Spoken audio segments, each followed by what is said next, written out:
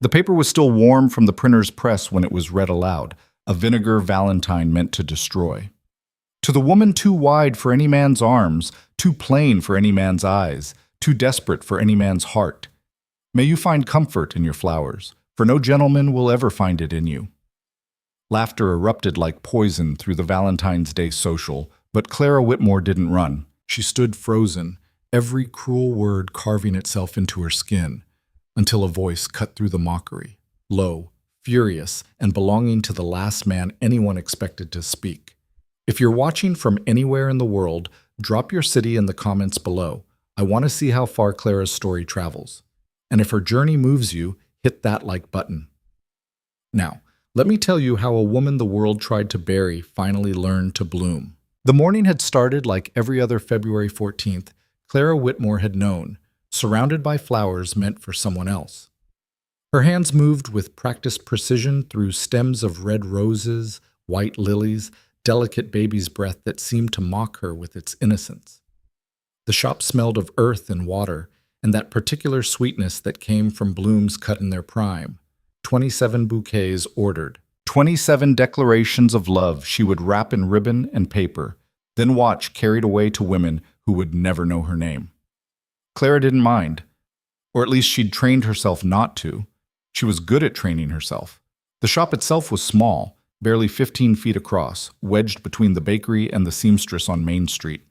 Most people walked past without noticing the window display she changed every week, the careful arrangements that took her hours to perfect. Those who did stop rarely looked at her.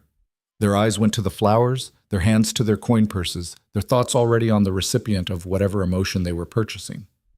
Gratitude, apology, desire. Clara provided the language. She just didn't speak it herself. Miss Whitmore? A young man stood in the doorway, hat in his hands, cheeks flushed with something between embarrassment and urgency. Timothy Marsh, the blacksmith's apprentice. I was hoping. Roses, Clara said gently, saving him from having to finish. For Miss Hendricks? His face went scarlet. How did you? You've walked past the mercantile 3 times this week when she was working the counter, and you asked your sister what her favorite color was. Clara moved to the bucket of deep red roses she'd been saving. These just came in this morning. They'll last a week if she keeps them in fresh water. Timothy's relief was palpable. You're a wonder, Miss Whitmore. A genuine wonder. Useful, Clara corrected silently as she wrapped the bouquet. Not wonderful. Useful. There was a difference. She was useful like a good hammer or a reliable mare, appreciated for function, never for form. At 28, Clara had made peace with this truth the way one makes peace with any unchangeable fact of nature. The sky was blue. Water was wet. And Clara Whitmore was the woman men looked past on their way to someone else. It wasn't cruelty exactly, just physics. She was too wide at the hip, too soft at the waist, too plain in the face. Her hair was the color of dishwater, not quite brown, not quite blonde, just thoroughly unremarkable. Her eyes were gray, which people said was pretty when gray eyes appeared in a beautiful face, but ordinary when they appeared in hers. She had freckles scattered across her nose that might have been charming on someone delicate, but on her just looked like she'd been standing too close when someone shook out a dusty rug. The mirror had taught her these facts early. The world had reinforced them often. How much do I owe you? Timothy was already reaching for his pocket. $2.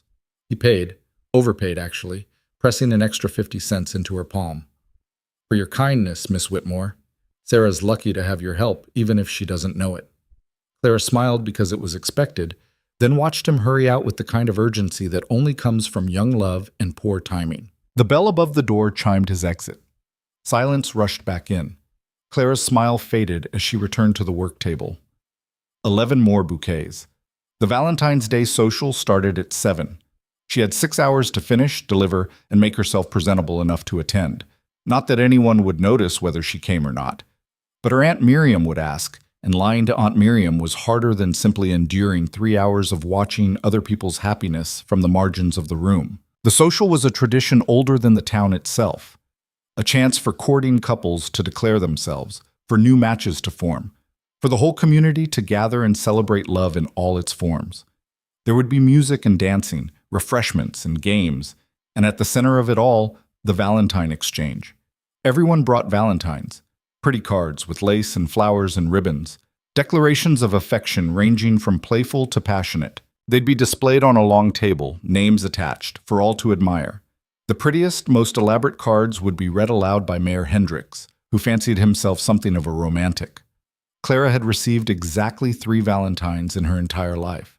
One from her mother, before she died, one from Aunt Miriam, who sent one every year out of duty disguised as affection, and one from Samuel Price when they were both 14, a gesture she'd later learned was the result of a bet among his friends to see if he'd have the nerve to pretend interest in the fat girl. She'd stopped bringing Valentines to display after that, stopped hoping for them too. Hoping was expensive, and Clara had learned to budget her heart the way she budgeted everything else, carefully, practically, with no room for waste. The afternoon passed in a blur of ribbon and thorns. Clara pricked her thumb twice, the blood welling up bright against her skin before she sucked it away and kept working. By 5 o'clock, all 27 bouquets were finished, lined up like soldiers awaiting deployment. She made the deliveries herself, loading them carefully into the cart she pulled through town. Most people answered the door with distracted thanks, their minds already elsewhere. Mrs. Patterson didn't even look at her. Mr. Lawson handed her payment without meeting her eyes. Only Sarah Hendricks, the seamstress's daughter, just 18 and pretty as a painting, actually smiled.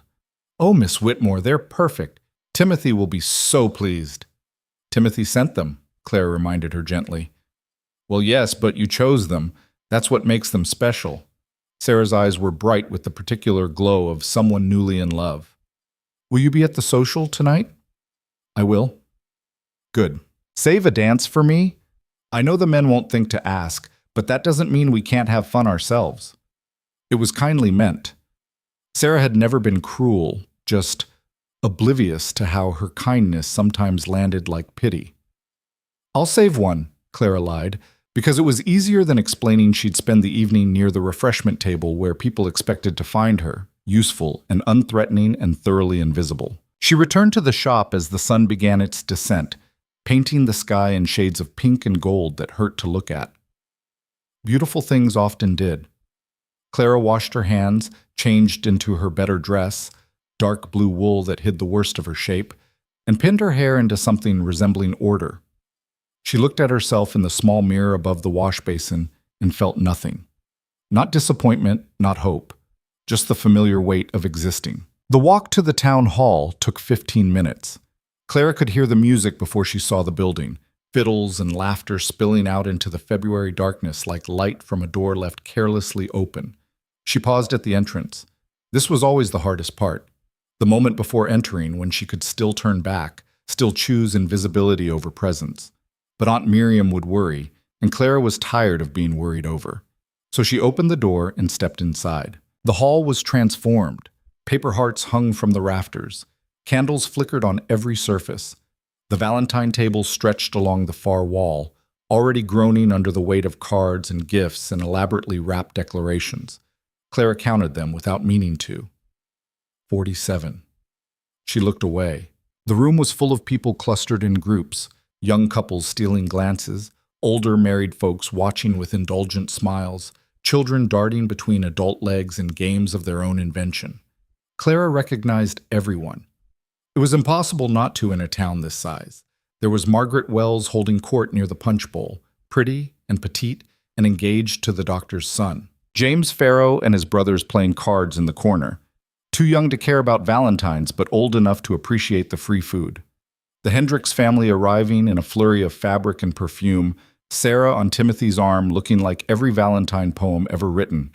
And there, near the door, watching it all with an expression Clara couldn't quite read, Caleb Rourke.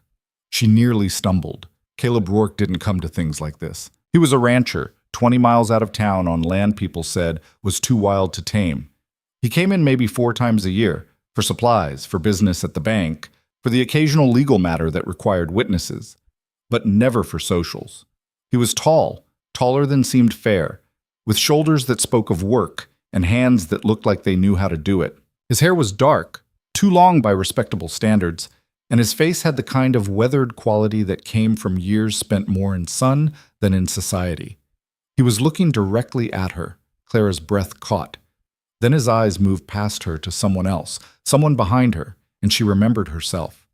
Remembered that men like Caleb Rourke didn't look at women like Clara Whitmore except by accident. She moved toward the refreshment table where Aunt Miriam was already stationed, arranging cookies with the dedication of a general deploying troops. "Clara, I was worried you wouldn't come." "I said I would." "Saying and doing aren't always the same thing, dear." Miriam pulled her into a quick embrace that smelled of lavender and flower. "You look tired." "Busy day." "I saw all the deliveries. You do beautiful work." Miriam lowered her voice. "Though I wish you'd make something for yourself once in a while." "I'm fine, Aunt Miriam." "Fine isn't the same as happy." Clara didn't have an answer for that, so she focused on arranging cookies that didn't need arranging until Miriam was pulled away by Mrs. Patterson's questions about the recipe for lemon cake. The evening progressed exactly as Clara expected. Music played. People danced. She was asked twice to help in the kitchen, once to hold someone's sleeping baby while they fetched a blanket from their carriage, and not at all to dance. Sarah did find her around 8 o'clock, true to her word, and they spun through one reel together while Sarah chattered about Timothy's prospects and her hope for a spring wedding. "You should come help me choose fabric," Sarah said as the song ended. "You have such an eye for color." "I'd be happy to," Clara said, because she would be. Helping was what she did best. At 9 o'clock, Mayor Hendricks climbed onto the small platform at the front of the room and called for attention. "Ladies and gentlemen, the moment we've all been waiting for, the Valentine reading." Applause rippled through the crowd. This was the highlight of the evening, when the mayor selected the most impressive Valentines and read them aloud for all to enjoy. Clara had witnessed this ritual for 15 years. It never changed. The mayor would choose cards for the prettiest girls, the most prominent families, occasionally a humorous one for general entertainment. She settled against the wall, ready to wait it out. "First," Mayor Hendricks announced, "we have a beautiful card for my own daughter, Sarah, from young Timothy Marsh." More applause. Sarah blushed prettily. Timothy looked like he might faint from pride. "To the girl who makes morning worth waking for," the mayor read, and Clara stopped listening. She'd helped Timothy write those words 3 days ago. The mayor continued through the pile. Cards for Margaret Wells, for the banker's daughter, for the preacher's niece visiting from Denver. Clara counted ceiling beams. 23. She was considering whether she could slip out unnoticed when Mayor Hendricks's voice changed. "Well," he said, and something in his tone made the room quiet. "Well, this is unconventional." He was holding up a card unlike the others. Where theirs were decorated with lace and pressed flowers, this one was plain, cheap paper, cheaper ink, no decoration at all. "This appears to be addressed to—" The mayor squinted. "Miss Clara Whitmore." The room went silent. Every eye turned to her. Clara felt ice slide down her spine. This was wrong. This was impossible. No one sent her Valentines, which meant, "Shall I read it?" The mayor was already unfolding the paper. "No," Clara said, but her voice came out too soft, swallowed by the vast space between her and the platform. "It's quite interesting," the mayor continued. "Listen to this, everyone." "Please," Clara tried again, louder, but he was already reading. "To the woman too wide for any man's arms, too plain for any man's eyes, too desperate for any man's heart." Laughter started somewhere in the back, scattered at first, then spreading like disease. "May you find comfort in your flowers, for no gentleman will ever find it in you. You are God's proof that some souls are meant to remain unclaimed. Accept your place, accept your fate, and stop pretending you deserve what you were never made for. Love is not for creatures such as you." The silence that followed was worse than the laughter had been. Clara couldn't breathe, couldn't move. The room tilted and swayed like she was standing on a ship in storm, and every face was turning toward her, some shocked, some pitying, some fighting smiles. "Who would send such a thing?" someone whispered, loud enough to carry. "A vinegar Valentine," someone else answered. "Haven't seen one of those in years." "Cruel, though, even for a joke." "Is it a joke if it's true?" That last voice was barely audible, but Clara heard it. Heard it the way you hear a bone break. with absolute crystalline clarity.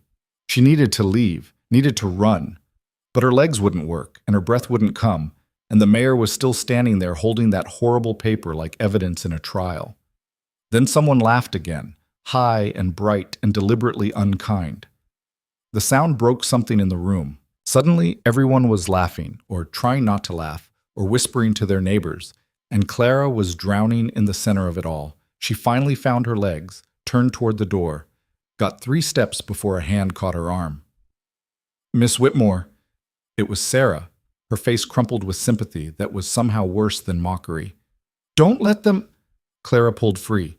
She didn't want sympathy, didn't want witnesses, didn't want any of this. She pushed through the crowd toward the exit, their voices following her like dogs. Someone should find out who sent it. Does it matter? It's not like it's wrong. Poor thing. Imagine having that read in front of everyone. She shouldn't have come. What did she expect? Clara's hand was on the door when a voice cut through the noise like an axe through wood. "That's enough." The room went quiet. Clara turned despite herself. Caleb Rourke was standing in the center of the hall, and every eye had shifted to him. He moved through the crowd without hurrying, without hesitation, straight to the platform where Mayor Hendricks still stood holding the Valentine. "Give it here," Caleb said. It wasn't a request. The mayor blinked. "Now, Mr. Rourke, I don't think— give it here or I'll take it." Something in Caleb's voice made the mayor comply. He handed over the paper like it had suddenly burned his fingers. Caleb looked at it once, a single dismissive glance, then tore it in half. The sound echoed through the silent hall. He tore it again, and again, and again, until the Valentine was nothing but scraps falling through his fingers like snow. Then he turned to face the room. "Any of you laughing?" His voice was quiet, but it carried. "Any of you think that was funny?" No one answered. "That's what I thought." Caleb's gaze swept across them like a blade. "You're cowards, all of you, laughing at cruelty because it's easier than standing against it. Easier than admitting you're the kind of people who'd rather mock someone than defend them." "Mr. Rourke," Mayor Hendricks tried, "I'm sure no one meant—" "Don't!" Caleb cut him off. "Don't pretend this wasn't exactly what it looked like. Someone in this room wrote that garbage. Someone in this room thought it was acceptable. And the rest of you—" He shook his head. "The rest of you just watched." His eyes found Clara's across the room, held them. "Miss Whitmore," he said clearly, "has more decency in her smallest finger than this entire town has managed collectively tonight." Then he walked toward her. The crowd parted like water. Clara's heart was a wild thing in her chest, battering against her ribs, trying to escape. She didn't understand what was happening, didn't understand why Caleb Rourke, who barely knew she existed, was standing in front of her now with an expression she couldn't begin to read. "I'm sorry," he said quietly, meant only for her. "You deserved better than this." Clara couldn't speak, could barely think past the rushing in her ears. Caleb held her gaze a moment longer, then turned and walked out. The door closed behind him. For 5 full seconds, no one moved. Then the whispers started again, lower now, uncertain, spreading through the room like smoke. Clara didn't stay to hear them. She walked out into the February night, past the reach of candlelight, past the sound of music, past the world that had just proven exactly what it thought of her. The cold air hit her face like a slap. She walked, didn't run. Running would mean she was fleeing, and she refused to flee. But she walked fast, her boots striking the frozen ground with purpose, her breath coming in clouds that disappeared into darkness. She made it to the corner of Main and 2nd before the tears came. They arrived without permission, hot and furious and unstoppable. Clara pressed her hand to her mouth to keep the sounds in, because she'd be damned if she'd give this town the satisfaction of her sobs. But her shoulders shook, her breath hitched, and the tears kept coming. Too wide, too plain, too desperate. She'd known those things already, had made peace with them. But knowing privately and hearing it announced publicly were different creatures entirely. One let you pretend the world might see you differently, the other destroyed the pretense entirely. Clara leaned against the wall of the mercantile and let herself cry in a way she hadn't since her mother died. Deep, gasping cries that hurt her throat and made her ribs ache. She cried for the girl she'd been who believed kindness mattered, For the woman she'd become who knew better. For every moment she'd been useful instead of wanted, practical instead of precious.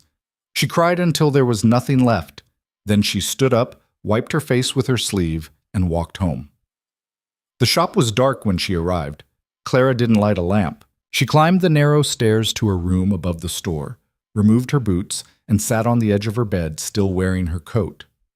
The room smelled like flowers. It always did. Petals and stems and the particular earth sweetness that never quite washed out of her clothes or her skin. Clara looked at her hands. They were rough from work, scarred from thorns, stained with chlorophyll that no amount of scrubbing could fully remove. These were good hands, useful hands, just not hands anyone wanted to hold. She didn't sleep that night. Instead, she sat by the window and watched the stars wheel slowly across the sky, counting them the way she'd counted ceiling beams, Valentines, everything else that needed counting to keep her mind from thinking. When dawn came, pale and cold and indifferent, Clara was still sitting there. She had survived worse than this, she told herself. She would survive this too, even if survival was all she had left. The next morning arrived with frost on the windows and the kind of quiet that follows catastrophe. Clara opened the shop at her usual time, 6 o'clock, before the sun had fully cleared the mountains, because routine was the only anchor she had left. Her hands knew what to do even when her mind was elsewhere. Water the flowers. Check the stems for rot. Arrange the day's deliveries. Sweep the floor. Repeat. The bell above the door chimed at 7. Clara looked up expecting a customer. Instead, she found Caleb Rourke standing in her shop, hat in his hands, looking like he'd ridden through the night to get there. "Miss Whitmore," he said, "we need to talk." Clara's first instinct was to say no, to tell him to leave, to preserve what little dignity she had left by refusing whatever pity had driven him here. But the word caught in her throat when she saw his face. He didn't look pitying, he looked furious. "I don't need," she started. "I know what you don't need," Caleb interrupted, "but I'm here anyway, and I'd appreciate it if you'd hear me out." The shop suddenly felt too small. Clara became acutely aware of how she must look, eyes swollen from crying, hair hastily pinned, the same dress she'd worn last night because she hadn't had the energy to change. She crossed her arms over her chest, a gesture that was equal parts defense and self-consciousness. Why? The question came out harder than she intended. Why did you do that last night? Because it was wrong. Lots of things are wrong. That doesn't usually inspire speeches. Caleb's jaw tightened. Do you want me to apologize for defending you? I want to understand why you bothered.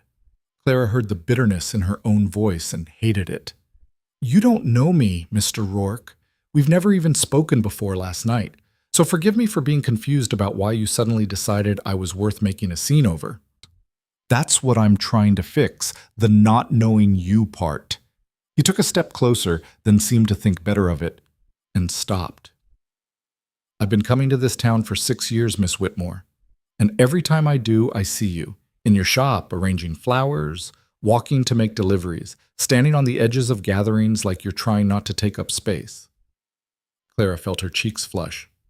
How observant. Do you know what else I noticed? Caleb continued as if she hadn't spoken. You're kind. Not polite. Anyone can be polite. But kind.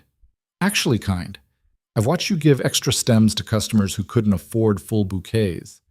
Seen you stay late to help the Patterson girl make a corsage for the dance.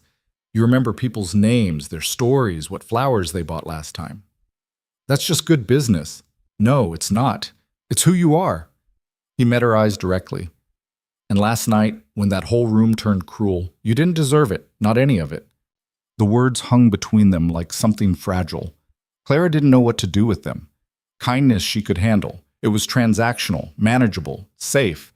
But this felt different, more dangerous. Thank you, she said finally, carefully, for saying that. But you still didn't need to. I did. Caleb's voice was quiet but certain. Someone needed to. And it should have been a hell of a lot more than just me. Clara looked away, focusing on a bucket of tulips that needed trimming. Her hands itched for work, for the familiar rhythm that would let her think without having to feel. Mr. Rourke, I appreciate your intentions, but I'm fine. Last night was unpleasant, but it's over. I'd like to just move on. Move on to what? Pretending it didn't happen? Caleb's frustration was evident now. Letting them get away with it? What else would you suggest? Clara's own temper flared suddenly, sharp and hot. Should I march back to the town hall and demand an apology? Should I spend my time trying to figure out who wrote that letter? What good would any of that do? It would show them you won't be treated like that. They already know I won't, because I'll keep showing up, keep doing my work, keep being useful despite what they think of me. That's the only revenge people like me get, Mr. Rourke. Endurance. The words tasted bitter even as she said them, but they were true. Clara had learned long ago that fighting only made things worse. The world didn't reward women like her for standing up. It punished them for the audacity of taking up space at all. Caleb was quiet for a long moment. When he spoke again, his voice had changed, softer, but no less intense. Is that really all you want? To endure? The question landed like a punch. Clara's throat tightened. She wanted to say yes, to dismiss him and his dangerous questions and get back to the safety of routine. But the lie wouldn't come. What I want doesn't matter, she said instead. What matters is what's possible. And you've decided endurance is all that's possible for you. Haven't you? Clara turned to face him fully now, her own frustration boiling over. Look at me, Mr. Rourke, really look. I'm not blind to what I am. The whole town made sure of that last night, but I already knew. So yes, I've decided endurance is enough because hoping for more is just another way to get hurt. Caleb did look at her, really looked, his gaze steady and unflinching. I am looking, he said, and I don't see what you think I see. Then you're not looking hard enough. Maybe you're the one not looking hard enough. Maybe you've spent so long believing what they told you that you can't see anything else. He took another step closer. I see a woman who builds beauty every day for other people, who works dawn to dark without complaint, who has more strength in her smallest gesture than most people have in their whole lives. Stop, Clara's voice cracked. Please, just stop. Why? Because it's easier to believe you're worthless than to consider you might not be? Because it's kinder. The words burst out of her like something long caged finally breaking free. It's kinder to accept reality than to torture myself with fantasies. I know what I am, Mr. Rourke. I've known it for years. And making peace with that is the only way I survive. The silence that followed was heavy with everything unsaid. Caleb's expression shifted into something Clara couldn't quite read. Sadness, maybe, or anger at something beyond her. I'm sorry, he said finally. I'm sorry they convinced you of that. And I'm sorry for pushing when you asked me to stop. He turned his hat in his hands, a gesture that seemed almost nervous. But I'm not sorry for what I said last night, and I'm not sorry for being here now. Clara didn't know how to respond. Her defenses felt battered, worn thin by too many emotions in too short a time. What do you want from me? She asked quietly.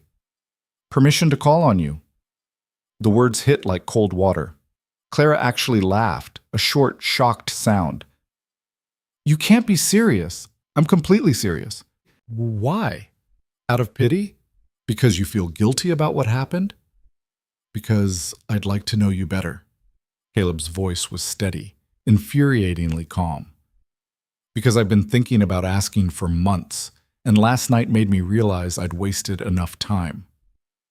Months? Clara's disbelief was total. You expect me to believe you've been interested for months? Since September. You were making an arrangement outside the shop. Autumn flowers, rust and gold. The light caught your hair a certain way and you were smiling at something. I almost stopped to introduce myself properly then, but I thought, I don't know. I thought I had time, that I could wait until I had my affairs in order, until I could offer something worth offering. He shook his head. But last night taught me time isn't guaranteed. Neither is dignity or safety or any of the things I thought would always be there. So I'm asking now, before I waste any more of it. Clara's heart was beating too fast. This couldn't be real. Men like Caleb Rourke didn't notice women like her, let alone remember specific moments from months ago. I don't understand, she whispered. What's to understand? I'm interested. I'd like to know if you might be too. I'm not. Clara gestured helplessly at herself. I'm not what men want.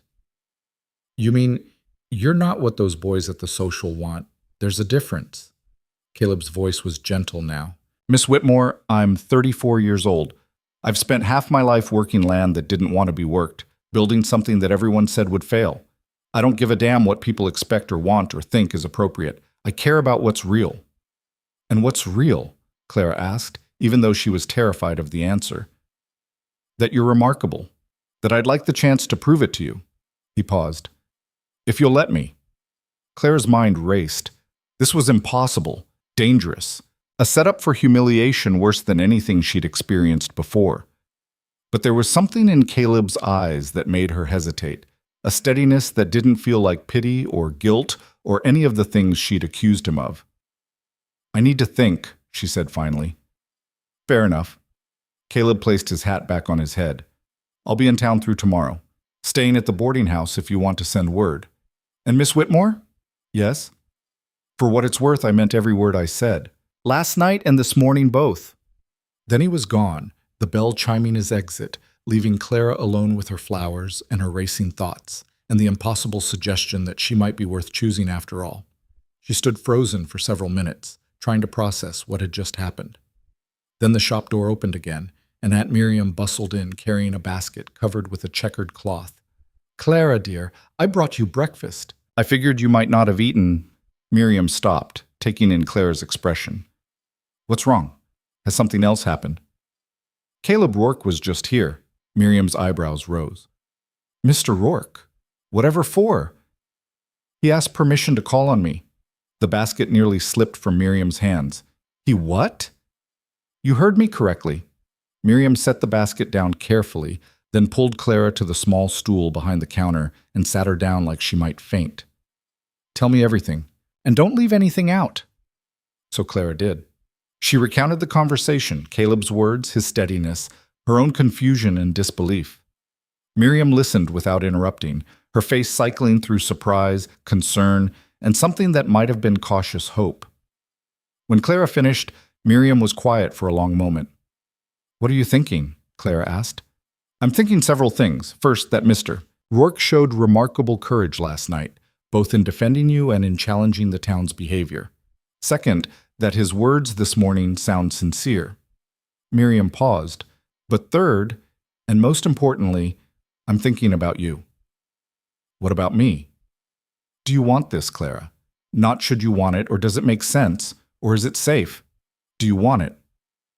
Clara opened her mouth to say no, to recite all the reasons this was a terrible idea, but what came out was, I don't know. That's honest, at least. Miriam reached over and squeezed Clara's hand. I won't tell you what to do. You're a grown woman, and you've earned the right to make your own choices. But I will say this. You deserve kindness. You deserve interest. And you deserve the chance to find out if this man is offering something real or something that will hurt you. How do I tell the difference? Time. Consistency. Whether his actions match his words. Miriam's expression turned serious. But Clara, there's something else you need to know. Something I heard this morning at the bakery. Clara's stomach dropped. What? Your uncle was there. Henry. And he was asking questions about you. Henry Whitmore was Clara's father's older brother, a man who'd made his fortune in cattle and banking and used both to control everything within his reach. Clara had avoided him for years, ever since he'd made it clear he considered her an embarrassment to the family name. What kind of questions? About the shop, whether you own it or lease it, how much business you do, whether you have debts. Miriam's grip tightened. Clara, I think he's planning something. Like what? I don't know, but Henry doesn't ask questions without reason, and he doesn't concern himself with people unless he wants something from them. Clara felt cold dread settle in her stomach. He's never cared about me before. Exactly, which means something's changed. Miriam stood pacing the small shop. You need to be careful. If Henry's taking an interest, it's not for your benefit. I don't have anything he'd want. You have this shop. You have independence. And you have enough of the family name attached to you that your behavior reflects on him.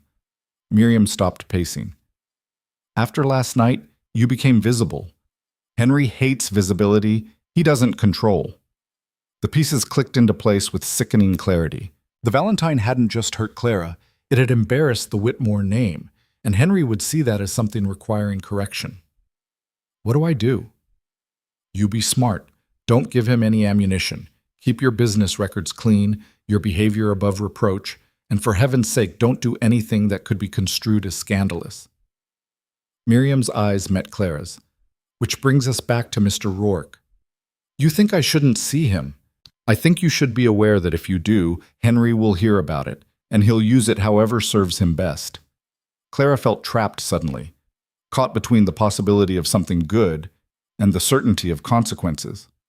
So I should say no, to protect myself. I didn't say that.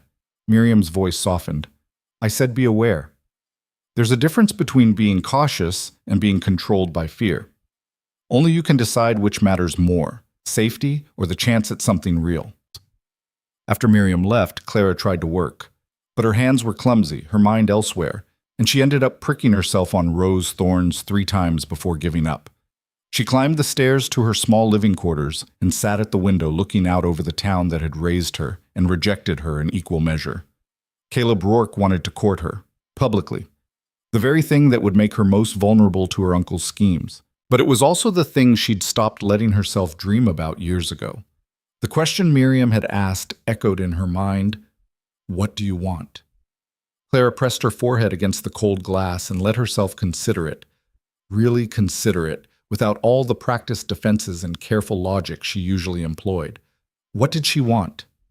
She wanted to be seen, not as useful or practical or conveniently invisible, but as someone worth knowing, worth choosing, worth the risk of wanting. She wanted to believe Caleb Rourke meant what he'd said, that she was remarkable, that his interest was real, that September sunlight and autumn flowers had caught his attention in a way that mattered. She wanted to stop being afraid of hope. But wanting and having were different countries, and the border between them was guarded by every lesson she'd ever learned about her place in the world. Clara sat at that window until the sun began to set, painting the sky in shades that reminded her painfully of the flowers she arranged for other people's joy. Then she made her decision. She pulled out paper and pen and wrote carefully. Mr. Rourke, you may call on me tomorrow evening at 7 o'clock.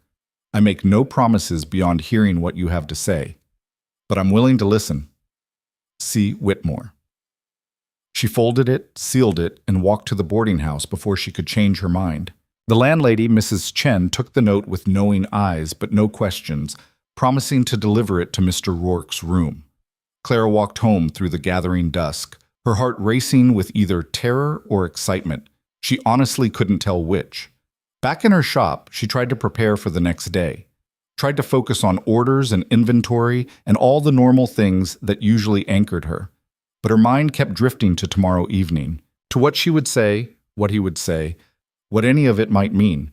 She was so distracted that she almost missed the knock on the back door. Clara froze. No one used the back door except delivery men, and they didn't come after dark. The knock came again, more insistent. She approached slowly, heart hammering. Who's there? It's Daniel. Daniel Cooperton. I need to talk to you, Miss Whitmore. It's important. Daniel Cooperton worked at the print shop. Young, nervous, the kind of boy who still had acne and stumbled over his own feet. Clara opened the door a crack. It's late, Daniel. Can this wait until... I'm the one who printed it. The words tumbled out fast and desperate. The Valentine. I printed it, and I've been sick about it all day, and I need to tell you I'm sorry. Clara's breath caught. You wrote it? No, I'd never. Someone brought in the text. Paid me to set the type and print it clean. I thought it was a joke, like funny mean, not actual mean. But then last night when the mayor read it and everyone laughed and you looked like... He swallowed hard.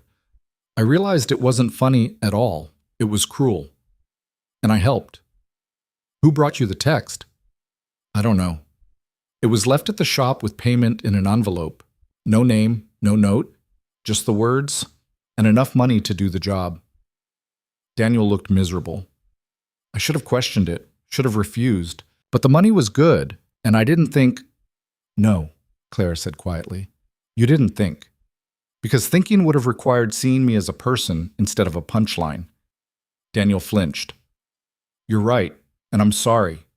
I know sorry doesn't fix it, but I needed you to know I'm sorry. Clara studied him. This boy, almost man who'd helped humiliate her without even knowing her name. Does anyone else know you printed it? No, and I won't tell them. I needed to tell you. To apologize properly. Apology noted. Clara started to close the door, then paused. Daniel, don't take jobs like that again, not for any amount of money. Because the person you hurt might not be as forgiving as I'm trying to be. She closed the door before he could respond. Inside, Clara leaned against the wall and tried to process this new information. Someone had paid to have that Valentine printed. Someone had planned her humiliation deliberately, carefully. Someone wanted her to know exactly what they thought of her. The realization settled over her like ice water. This wasn't random cruelty. It was targeted, personal. And if Miriam was right about Uncle Henry taking an interest in her affairs, Clara had a sinking suspicion about who might have wanted to remind her of her place. She didn't sleep well that night either. Every sound made her jump. Every shadow seemed to carry threat. By the time morning came, Clara was exhausted but determined. If someone wanted to break her, they'd have to work harder than one cruel letter. The day passed in a blur of work and worry. Clara filled orders, helped customers, and tried not to watch the clock. At 6:30, she closed the shop and went upstairs to change. She owned 3 dresses nice enough for receiving callers, 4 if she counted the one she'd worn to the social, which she absolutely did not. She chose the green wool, simple but well made, and pinned her hair more carefully than usual. Looking in the mirror, she saw the same face she always did. Plain, unremarkable. The kind of face that blended into crowds and disappeared from memory. But maybe, she thought with something fragile and dangerous rising in her chest, maybe Caleb Rourke saw something different. At precisely 7 o'clock, someone knocked on the shop door. Clara descended the stairs, her heart in her throat, and opened it to find Caleb standing there in clean clothes with his hat in his hands and an expression that was equal parts nervous and determined. "Miss Whitmore," he said, "thank you for agreeing to see me." "Mr. Rourke," Clara stepped back. "Please, come in." He entered, and suddenly the shop felt even smaller than it had yesterday. Caleb seemed to fill the space just by existing, all height and presence and an intensity that made Clara's pulse race. "Would you like tea?" she asked, because it seemed like the polite thing to offer. "If you're having some." Clara busied herself with the kettle and cups, grateful for something to do with her hands. Caleb waited quietly, looking around the shop with what appeared to be genuine interest. "You've built something good here," he said finally. "It keeps me fed and sheltered. It's more than that. People trust you with their most important messages. That's not small." Clara poured tea, her hand steadier than she expected. "What is it you wanted to say to me, Mr. Rourke?" "Several things, but first," he accepted the cup she offered. "Would you mind if we sat? And if you called me Caleb, Mr. Rourke makes me feel like I'm about to be scolded." Despite herself, Clara almost smiled. "Caleb, then. And you can call me Clara." Duh. They sat at the small table near the window. Outside, the street was quiet, the town settling into evening. "I've been thinking about how to explain this," Caleb began, "and I keep coming back to the fact that there's no way to say it that doesn't sound either presumptuous or insane." "Try anyway." He met her eyes. "I'm tired of waiting, not just for you, though that's part of it, but for life to happen according to some plan I don't even believe in. I've spent 6 years building a ranch that most people said was impossible, turned wild land into something productive. And you know what I learned?" "What?" "That impossible just means no one else has done it yet. Not that it can't be done." He leaned forward slightly. "You asked me yesterday why I bothered defending you. The truth is, I was defending both of us. You from their cruelty, and me from becoming the kind of man who watches cruelty and does nothing." "That's very noble," Clara said carefully, "but it doesn't explain why you're here now. Because nobility without action is just pretty words, and I'm done with pretty words." Caleb's intensity was almost overwhelming. "Clara, I want to know you, the real you, not the version you show the world to stay safe. I want to hear your thoughts about things that matter and things that don't. I want to know what makes you laugh, what makes you angry, what you dream about when you let yourself dream. Why?" The question came out raw, stripped of all pretense. Why me? Because when I see you, I see someone who understands that survival requires strength, someone who builds beauty in a world that isn't always beautiful, someone who's learned to be kind even when kindness hasn't been returned. He paused. And because when you smiled at those autumn flowers back in September, I thought, there, that's what I've been missing. Clara's throat was tight. You don't know me well enough to think that. Then let me know you better. That's all I'm asking. A chance. A chance for what exactly? To see if what I think I see is real. To find out if you feel even a fraction of what I'm feeling. To prove to you that you're worth far more than this town has ever told you. Clara set down her cup before her shaking hands could betray her. This is dangerous. Living is dangerous. Loving is dangerous. Hell, getting out of bed in the morning is dangerous if you do it honestly. Caleb's voice softened. But I'd rather risk everything on something real than spend my life playing it safe with things that don't matter. You barely know me, Clara repeated, but her conviction was wavering. I know enough to want to know everything. Isn't that how these things start? Clara looked at him, really looked, and saw no pity, no game, no hidden agenda. Just a man asking for a chance she'd long since stopped believing anyone would ever ask for. My uncle is planning something, she said abruptly. Something to do with me in this shop. If you're seen with me, it'll complicate things. I can handle complicated. You say that now, but you don't know Henry Whitmore. No, but I know his type. Men who use power to control what they can't understand. Caleb's expression hardened. And I know I don't scare easily. This isn't about scaring. It's about being practical. Practicality is overrated. Easy for you to say when you're not the one who'll lose everything if this goes wrong. What will you lose? Caleb challenged. Really? Because from where I'm sitting, you've already lost the one thing that matters most, the belief that you deserve to be chosen. The words hit like a physical blow. Clara stood abruptly, her chair scraping against the floor. She walked to the window, her back to Caleb, her arms wrapped around herself. You don't understand, she said quietly. Then help me understand. I've spent my whole life learning to be content with what I have, learning to stop wanting things that aren't meant for me. And now you're here asking me to unlearn all of that, to risk everything I've built, to hope again. Her voice cracked. Do you have any idea how terrifying that is? She heard Caleb stand, heard his footsteps approach, but he didn't touch her. I do, actually, he said softly. I know exactly how terrifying it is to want something you've convinced yourself you can't have, to stand on the edge of a choice that could change everything and not know if jumping means flying or falling. Clara turned to face him. Then why are you pushing this? Because some things are worth the fear, and you, Clara Whitmore, are worth every ounce of fear I'm feeling right now. They stood there barely 3 feet apart, the air between them charged with everything unsaid. Clara's heart hammered against her ribs. Every instinct screamed at her to protect herself, to say no, to choose safety over risk. But there was another voice, quieter but stronger, that whispered a different truth. What if he's right? If I agree to this, she said slowly, if I let you court me, it won't be easy. People will talk. My uncle will interfere. The whole town will have opinions. Let them. You say that now. I'll say it every day if that's what it takes. Caleb's voice was steady as stone. Clara, I'm not asking you to be easy. I'm asking you to be real. The rest we'll figure out together. Together. The word hung in the air like a promise. Clara took a breath, then another, trying to calm the wild racing of her heart. I need you to understand something, she said finally. I'm not good at this. At trusting, at hoping. I'll probably doubt you at every turn. I'll probably push you away when you get too close, and I'll definitely expect this to end badly because that's all I know how to expect.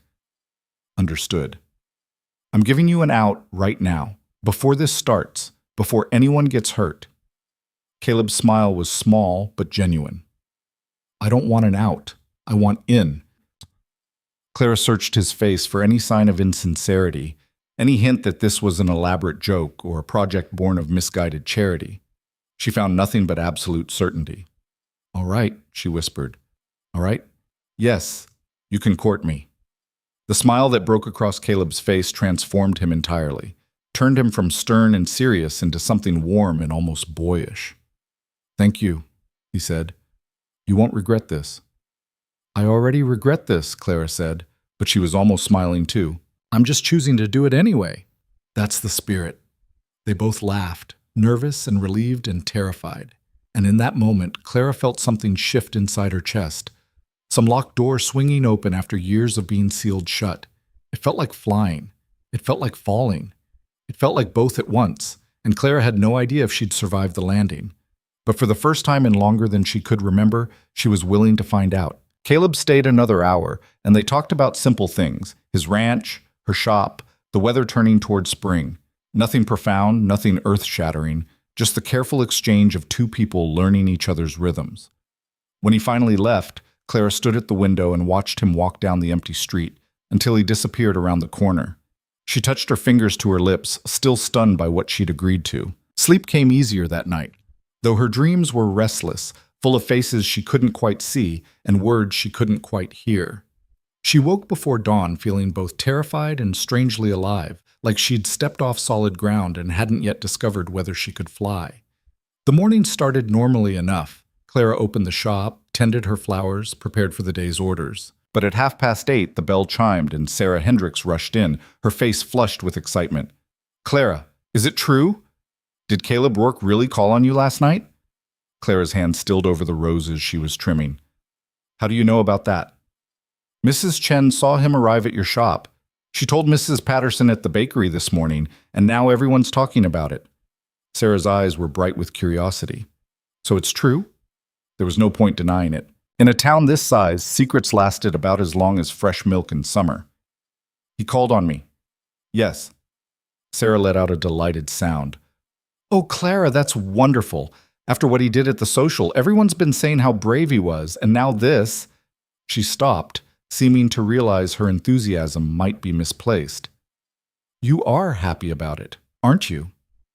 "I don't know yet," Clara said honestly. "It's very new." "But he's interested, really interested. You must be thrilled."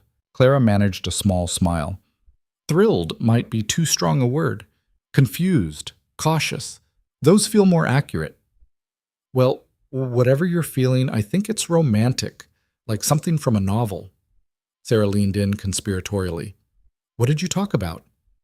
"Sarah, I appreciate your interest, but I'd rather not." The bell chimed again, and both women turned. Henry Whitmore stood in the doorway. Clara's uncle was a large man, not fat exactly, but substantial in the way of people who'd never missed a meal and never would. He wore expensive suits and carried an ivory-handled walking stick he didn't need, wielding both as symbols of his position. His face was round and red, his eyes small and calculating. "Clara," he said, as if her name tasted unpleasant. "I need a word." Sarah seemed to sense the tension. "I should go. Clara, we'll talk later?" Clara nodded mutely, and Sarah slipped past Henry with a nervous glance back. When the door closed behind her, Henry turned the full weight of his attention on Clara. "Uncle Henry," she managed. "This is unexpected." "I'm sure it is, though perhaps it shouldn't be." He moved further into the shop, his gaze sweeping over the flowers with barely concealed disdain. "Playing with weeds. How appropriate." Clara bit back her first response. Engaging with Henry's barbs never ended well. "What can I do for you?"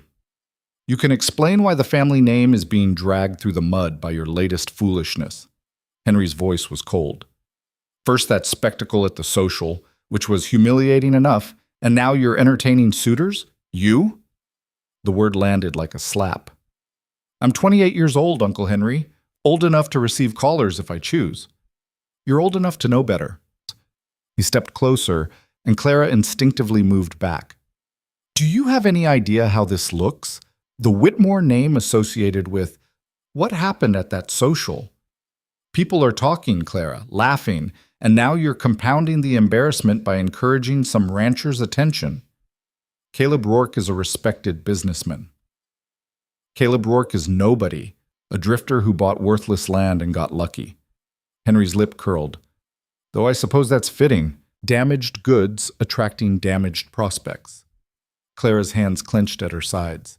"If you came here just to insult me..." "I came here to offer you a solution." Henry's tone shifted, becoming almost reasonable. You're clearly struggling. This shop barely supports you. You have no prospects, and after that Valentine incident, your reputation is in tatters. I'm prepared to help. Every instinct Clara had screamed warning. Help how? I'm opening a new office in Denver. I need someone to manage the administrative work, filing, correspondence, keeping records. It's respectable work. Steady pay. Room and board included. He paused. And it gets you out of this town where everyone knows what you are. The offer hung in the air like poisoned honey. You want me to move to Denver and work for you. I want you to salvage what's left of your dignity and the family reputation. This shop, he waved dismissively. It's a child's fantasy. You're playing at business when you should be accepting reality. The reality being that you're not suited for independence. You need structure, supervision, someone to ensure you don't make more foolish decisions. Henry's eyes were cold, like entertaining courtship from men who are clearly motivated by pity. Caleb isn't. Don't be naive. Men like Rourke don't court women like you without ulterior motives. He's either after your property, meager as it is, or he's one of those misguided souls who thinks charity looks like romance. Henry leaned on his walking stick. Either way, you'll be humiliated when he tires of the novelty and moves on. Clara felt something crack inside her chest. Not break. She'd survived worse than Henry's cruelty. But crack, like ice under pressure. I appreciate your concern, she said carefully. But I'm not interested in your offer. You're not interested. Henry repeated the words slowly, as if tasting them. Let me be clear, Clara. This isn't really an offer. It's an opportunity to choose dignity over disgrace. It sounds like a threat. It's a fact. You have no one to protect you, no prospects, no future beyond this pathetic little shop. He straightened and his voice went hard. If you refuse my help, you'll have no one to blame but yourself when everything falls apart. Then I'll have no one to blame but myself, Clara said, her voice steadier than she felt. But I'm still refusing. Henry's face darkened. You're making a mistake. That's my right. Rights? He laughed, sharp and bitter. You think you have rights? You're a woman alone with no family support and a reputation in shambles. You have exactly the rights I allow you to have. The words hung between them like a blade. Clara met his eyes and saw the truth there.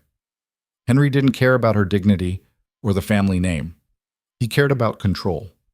About ensuring that every Whitmore, even the disappointing ones, bent to his will. I think you should leave, she said quietly. Oh, I'm leaving. But understand this, Clara, I won't offer again. And when Rourke abandons you, when this shop fails, when you have nowhere left to turn, don't come crying to me for help. Henry moved toward the door, then paused. You had a chance to be useful. Remember that when you're drowning in the consequences of your pride. The door slammed behind him hard enough to make the windows rattle. Clara stood frozen, her heart pounding, her hands shaking with suppressed rage and fear. She wanted to scream, to throw something, to prove Henry wrong in some immediate, satisfying way. Instead, she carefully picked up the roses she'd been trimming and finished the arrangement with hands that gradually stopped shaking. She was still working when Aunt Miriam appeared an hour later, breathless and worried. I just heard Henry was here? He was. What did he want? Clara recounted the conversation, watching Miriam's expression shift from concern to anger to something that looked like fear. He's not bluffing, Miriam said when Clara finished. When Henry says he won't help, he means he'll actively work against you. He has the money and connections to make your life very difficult. I know. And you still refused him. I did. Miriam pulled Clara into a fierce hug. You brave, foolish girl. Do you have any idea what you've done? I chose myself over safety, Clara said into her aunt's shoulder. For the first time in my life, I chose myself. Miriam pulled back, her eyes bright with unshed tears. I'm proud of you, terrified for you, but proud. What do I do now? Now? Miriam's expression turned calculating. Now we prepare. Henry doesn't make empty threats, which means he'll come at you sideways. We need to make sure your business records are impeccable, your property documents secured, and your reputation as solid as we can make it. After the Valentine? My reputation is already destroyed. Damaged, not destroyed. There's a difference. Miriam started pacing, thinking aloud. We need allies. People who'll speak for your character, your business practices, your place in this community. I don't have allies. I have customers who tolerate me because I'm useful. Then we change that, starting now. Miriam stopped pacing and fixed Clara with a determined look. And that means being visible. Really visible.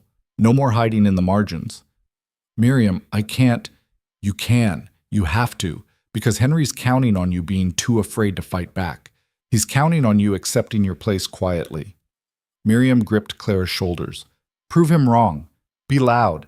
Be present. Be undeniable. Clara thought about Caleb's words from the night before. That impossible just meant no one had done it yet. That some things were worth the fear. How do I start?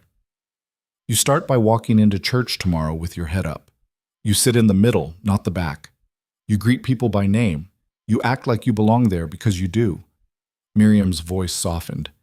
And when Caleb Rourke asks to sit with you, and he will, you let him. The thought made Clara's stomach flip. That's not being visible. That's being a spectacle. Good. Let them watch. Let them see that you're not ashamed, not hiding, not accepting their judgment as truth. Miriam's smile was fierce. Give them something to talk about besides that damn Valentine. Clara wanted to argue, wanted to explain all the reasons this was a terrible idea, but she could still hear Henry's voice, damaged goods, pathetic shop, no one to protect you. Maybe being visible was the only protection she had left. All right, she said. I'll try. That's my girl. The next morning, Clara woke with her stomach in knots. Sunday, church. The first public appearance since the Valentine incident. She dressed carefully in her best dress, deep burgundy wool with a modest collar, and her mother's cameo pinned at the throat. She pinned her hair until it looked almost elegant, applied rose salve to her lips, and pinched her cheeks for color. Looking in the mirror, she still saw the same plain face, the same unremarkable features. But maybe, she thought, maybe that was all right. Maybe plain didn't have to mean invisible. The walk to church felt endless. Every step brought her closer to judgment, to whispers, to the public trial of simply existing after humiliation. But she kept walking. The church stood on the hill overlooking town, white-clabbered bright against the morning sky. People were already gathering on the steps, clusters of families, couples walking hand in hand, children chasing each other between adult legs. Clara's steps slowed as she approached. Several people turned to look at her. Their expressions ranged from surprise to pitying to carefully neutral. Clara lifted her chin and kept walking. Clara! Sarah appeared at her elbow, linking arms like they were old friends. I was hoping I'd see you. Come sit with us. The offer was kind, but Clara shook her head. Thank you, but I'm going to sit alone today. Are you sure? People are still talking, and I thought I'm sure. Sarah squeezed her arm once, understanding in her eyes. You're braver than I am. Clara wasn't brave. She was terrified. But she walked through those church doors anyway, past Mrs. Patterson's shocked expression, past the banker's wife's raised eyebrows, past the cluster of young men who'd laughed loudest at the social. The sanctuary was filling rapidly. Clara walked down the center aisle, not the side, not the back, but straight down the middle, and chose a pew in the fourth row, right in the middle, visible. She sat down, folded her hands in her lap, and stared straight ahead while whispers erupted around her like wildfire. The minutes crawled past. More people entered, noticed her, whispered to their neighbors. Clara felt every eye, every judgment, every assessment of her audacity. She kept her spine straight and her gaze forward. The organ started its prelude. The service would begin soon. Clara allowed herself to hope that maybe she'd survive this. Maybe... The door at the back opened. Footsteps echoed down the aisle. Clara didn't turn, but she felt the shift in the room's attention, heard the whispers change tone. Then someone slid into the pew beside her. Morning, Caleb said quietly, his voice carrying just enough to be heard by the people in the rows around them. Mind if I sit here? Clara's heart stuttered. She turned to look at him and found him already looking back, steady and certain, no trace of doubt in his expression. I don't mind, she managed. Caleb settled beside her, close enough that their shoulders almost touched, close enough that there was no mistaking his intention. The whispers became a roar. Clara saw heads turning all around them, saw mouths moving behind hands, saw shock and speculation and scandal spreading through the congregation like spilled wine. "You didn't have to do this," she whispered. "I know." Caleb's voice was calm. "I wanted to. People will talk. Let them. I'm not here for them." He turned slightly so he was facing her more directly. "I'm here for you, if that's all right." Clara couldn't speak past the tightness in her throat, so she just nodded. Caleb smiled, small and private and meant only for her. Then he reached over and took her hand, right there, in front of everyone. Clara's breath caught. His hand was warm, calloused from work, solid and real and absolutely deliberate. "Is this too much?" he asked quietly. Clara looked down at their joined hands, then at the sea of shocked faces surrounding them, then back at Caleb. "No," she said, and meant it. "It's perfect." The service started, but Clara heard none of it. She was too aware of Caleb's presence beside her, his hand still holding hers, the statement they were making simply by sitting together. This was what Henry had feared, what the town had never expected, what Clara herself had stopped believing possible, someone choosing her, publicly, without shame. When the service ended, the exodus was slow. Everyone lingering, watching, waiting to see what would happen next. Caleb stood first and offered Clara his hand to help her up. She took it, aware that every eye in the building was tracking the gesture. They walked up the aisle together, her hand tucked into the crook of his elbow, and Clara felt like she was walking through fire. Outside, the sun was bright, and the air carried the first real warmth of coming spring. People clustered in groups, ostensibly chatting but really watching as Caleb escorted Clara down the church steps. "Miss Whitmore." Mayor Hendricks approached, his wife beside him, both looking uncomfortable. "I wanted to apologize for reading that Valentine. I should have recognized it for what it was and refused." Clara was too surprised to respond immediately. Mrs. Hendricks stepped forward. "And I wanted to say, what was done to you was cruel, unacceptable. I'm sorry I didn't speak up." "Thank you," Clara managed. "Both of you." They nodded and moved away, but their apology seemed to break a dam. One by one, people approached, some to apologize, some to make awkward conversation, some just to be seen acknowledging her. Not everyone. Mrs. Patterson walked past with her nose in the air. The banker's wife pretended Clara didn't exist. Several of the younger men who'd laughed loudest avoided looking at her entirely. But enough people stopped. Enough people spoke. Enough people treated her like a person instead of a punchline that Clara felt something shift in the air. Visibility, she realized, was a kind of power. "You did well," Caleb said quietly as the crowd began to disperse. "I didn't do anything. I just sat there. You showed up. After what happened, showing up was everything." He paused. "Would you walk with me? There's something I'd like to show you." Clara hesitated. Walking together to church was one thing. Walking together through town on a Sunday afternoon was quite another. It was the kind of thing courting couples did, the kind of thing that announced intentions. "All right," she said, because if she was going to be visible, she might as well be honest about it. They walked down Main Street, past the bakery and the mercantile, past Clara's shop and the bank. People nodded as they passed. Some smiled, others stared. Clara tried to relax, but her whole body felt tense with awareness of Caleb beside her, of the eyes following them, of the magnitude of what they were doing. "Where are we going?" she asked. "Just a bit further." He led her to the edge of town, where the buildings gave way to open land. There was a small hill overlooking the valley, and Caleb guided her to the top. The view was breathtaking. Rolling grassland stretched in every direction, the mountains rising in the distance, the sky so blue it hurt to look at. "This is what I wanted you to see," Caleb said. "My land starts just beyond that ridge. 2,300 acres of exactly this." Clara looked out over the vast expanse. "It's beautiful. It's home. Or it will be once I finish building the house." He pointed toward the north. "There's a creek that runs year-round. Good grazing land. Enough timber for lumber. Everything needed to make a real go of it." "Why are you showing me this?" Caleb turned to face her fully. "Because I want you to understand what I'm offering. Not rescue, not charity, but a partnership with someone who's building something real. We barely know each other. I know. And I'm not asking you to decide anything today. His voice was serious now. But I wanted you to see what I see when I think about the future. I wanted you to know that when I say I'm interested, I don't mean for a few weeks or until the novelty wears off.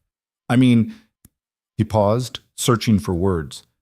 I mean the kind of interested that builds towards something permanent. Clara's heart was racing. That's a lot to put on someone after 3 conversations.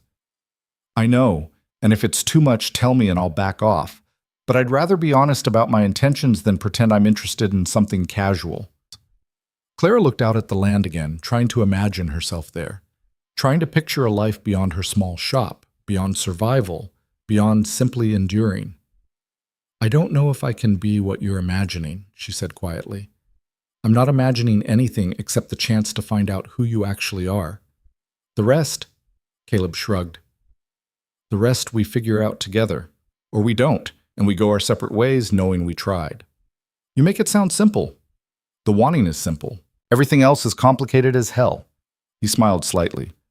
But I'm good with complicated. They stood there for a long moment, the wind carrying the scent of grass and distance. Finally, Claire said, I need time. To think. To figure out what I want beyond just being terrified. Take all the time you need. I'm not going anywhere. They walked back to town in comfortable silence. When they reached Clara's shop, Caleb walked her to the door. Thank you, Clara said, for sitting with me today. For this. Thank you for letting me. He hesitated, then added, Would you have dinner with me tomorrow? Nothing fancy, just us, talking, getting to know each other properly. Clara's instinct was to say no, to protect herself, to maintain distance. Instead, she said, Yes, I'd like that. Caleb's smile was worth every ounce of fear. After he left, Clara climbed the stairs to her room and sat by the window, looking out at the town that had raised her and rejected her and now didn't quite know what to make of her.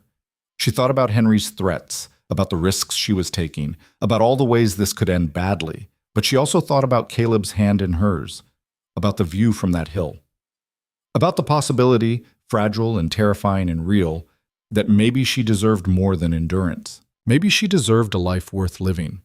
The thought was dangerous, revolutionary, completely impractical. Clara let herself think it anyway. That night she dreamed of open land and endless sky, and for once she wasn't afraid.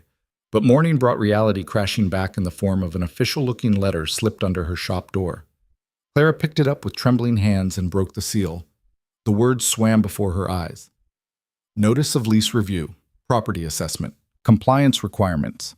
Her landlord, who'd never caused problems in 5 years, was suddenly demanding inspections, updated contracts, proof of business viability. At the bottom, in small print, was the name of the holding company that had recently purchased the building, Whitmore Holdings, LLC. Henry. Clara sat down hard on the floor, the letter crumpling in her fist. He hadn't been bluffing, and he was just getting started. Clara's hands shook as she read the letter again, trying to find some loophole, some mistake that would make this less catastrophic than it appeared. But the language was clear, the demands extensive, and the timeline impossibly short. She had 2 weeks to provide documentation she wasn't sure she had, to meet standards that hadn't existed yesterday, to prove her business viable to inspectors who would be looking for reasons to fail her. Henry had found his weapon, and it was brutally efficient. She was still sitting on the floor when Aunt Miriam knocked on the door an hour later, letting herself in when Clara didn't answer fast enough. Clara? I saw the envelope. What? Miriam stopped when she saw Clara's face. What's happened? Clara handed her the letter without speaking.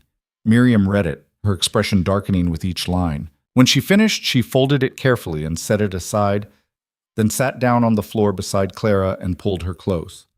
Bastard, Miriam said quietly. Absolute bastard. He owns the building. I didn't even know it was for sale. He probably made sure you didn't. Bought it through the holding company so you wouldn't hear until it was done. Miriam's voice was tight with anger. This is retaliation, pure and simple. Can he do this? Legally? Unfortunately, yes. As landlord, he has the right to conduct inspections, to update lease terms, to require proof of business stability. Miriam stood and began pacing. But the timing is suspicious. Any lawyer would see this for what it is. Harassment designed to force you out. A lawyer I can't afford. Then we find another way. Miriam stopped pacing and looked at Clara with fierce determination. We don't give him the satisfaction of watching you crumble. We meet every single one of his demands, document everything, and prove your business is rock solid. Clara wanted to believe it was possible, but the requirements were designed to be impossible. Detailed financial records going back 5 years, proof of consistent income, references from prominent community members, structural inspections by certified engineers who'd have to come from Denver. Even if I could meet all the requirements, the inspection fees alone would bankrupt me, Clara said. He knows that. He's not trying to improve the property. He's trying to destroy me. Then we need help. Miriam pulled Clara to her feet. And we need it fast. From who? Henry controls half the businesses in town. Anyone who helps me risks his retaliation. Not everyone is afraid of Henry Whitmore. Miriam's expression was calculating. And some people owe me favors. Over the next 2 hours, Miriam worked like a woman possessed. She sent messages to the banker's wife, to the mayor, to 3 different shop owners who'd benefited from her generosity over the years. She compiled Clara's business records from the past 5 years, organizing receipts and ledgers with military precision. Clara helped where she could, but mostly she tried not to think about what would happen if they failed. The shop was more than just income. It was identity, purpose, the one thing in her life that was entirely hers. Losing it would mean losing herself. By noon, responses began arriving. The banker's wife sent a polite refusal. She couldn't risk her husband's business relationship with Henry. 2 shop owners sent similar regrets, but the mayor arrived in person, looking uncomfortable but determined. I owe you an apology, Miss Whitmore, he said without preamble. A real one, not the half-hearted thing I gave you after church. What happened at the social was unconscionable, and I should have stopped it before it started. Mayor Hendricks, I appreciate that, but let me finish. He held up a hand. I've been doing business in this town for 30 years. I know Henry Whitmore's tactics, and I know what this lease review really is. He pulled an envelope from his coat. This is a reference letter attesting to your character, your business practices, and your standing in the community. It's signed by me and 5 other business owners who agree Henry's gone too far. Clara took the envelope with trembling hands. Why would you risk angering him? Because some things matter more than keeping powerful men happy, and because my daughter thinks very highly of you. Sarah's been talking my ear off about your kindness, your talent, how you've helped her and Timothy. He smiled slightly. She told me that if I didn't help you, she'd be ashamed to call me her father. Can't have that. Tears burned Clara's eyes. Thank you. This means more than you know.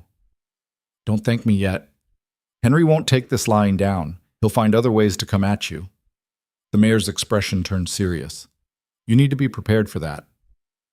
After he left, Clara sat with the letter and let herself cry. Not from despair this time, but from the overwhelming realization that she wasn't as alone as she'd thought. She was still composing herself when another knock came at the door. Caleb stood there, his face grim. I heard, he said, about the lease review. How? It only arrived this morning. Word travels fast when Henry Whitmore starts making moves. Half the town knows by now. He stepped inside, closing the door behind him. Tell me what you need. Clara almost laughed at the absurdity of it. What I need is for my uncle to stop trying to destroy me. Since that's not happening, I need about $500 and 3 miracles. The money I can help with. No. Clara's response was immediate and firm. Absolutely not. Clara, we've known each other less than a week, Caleb.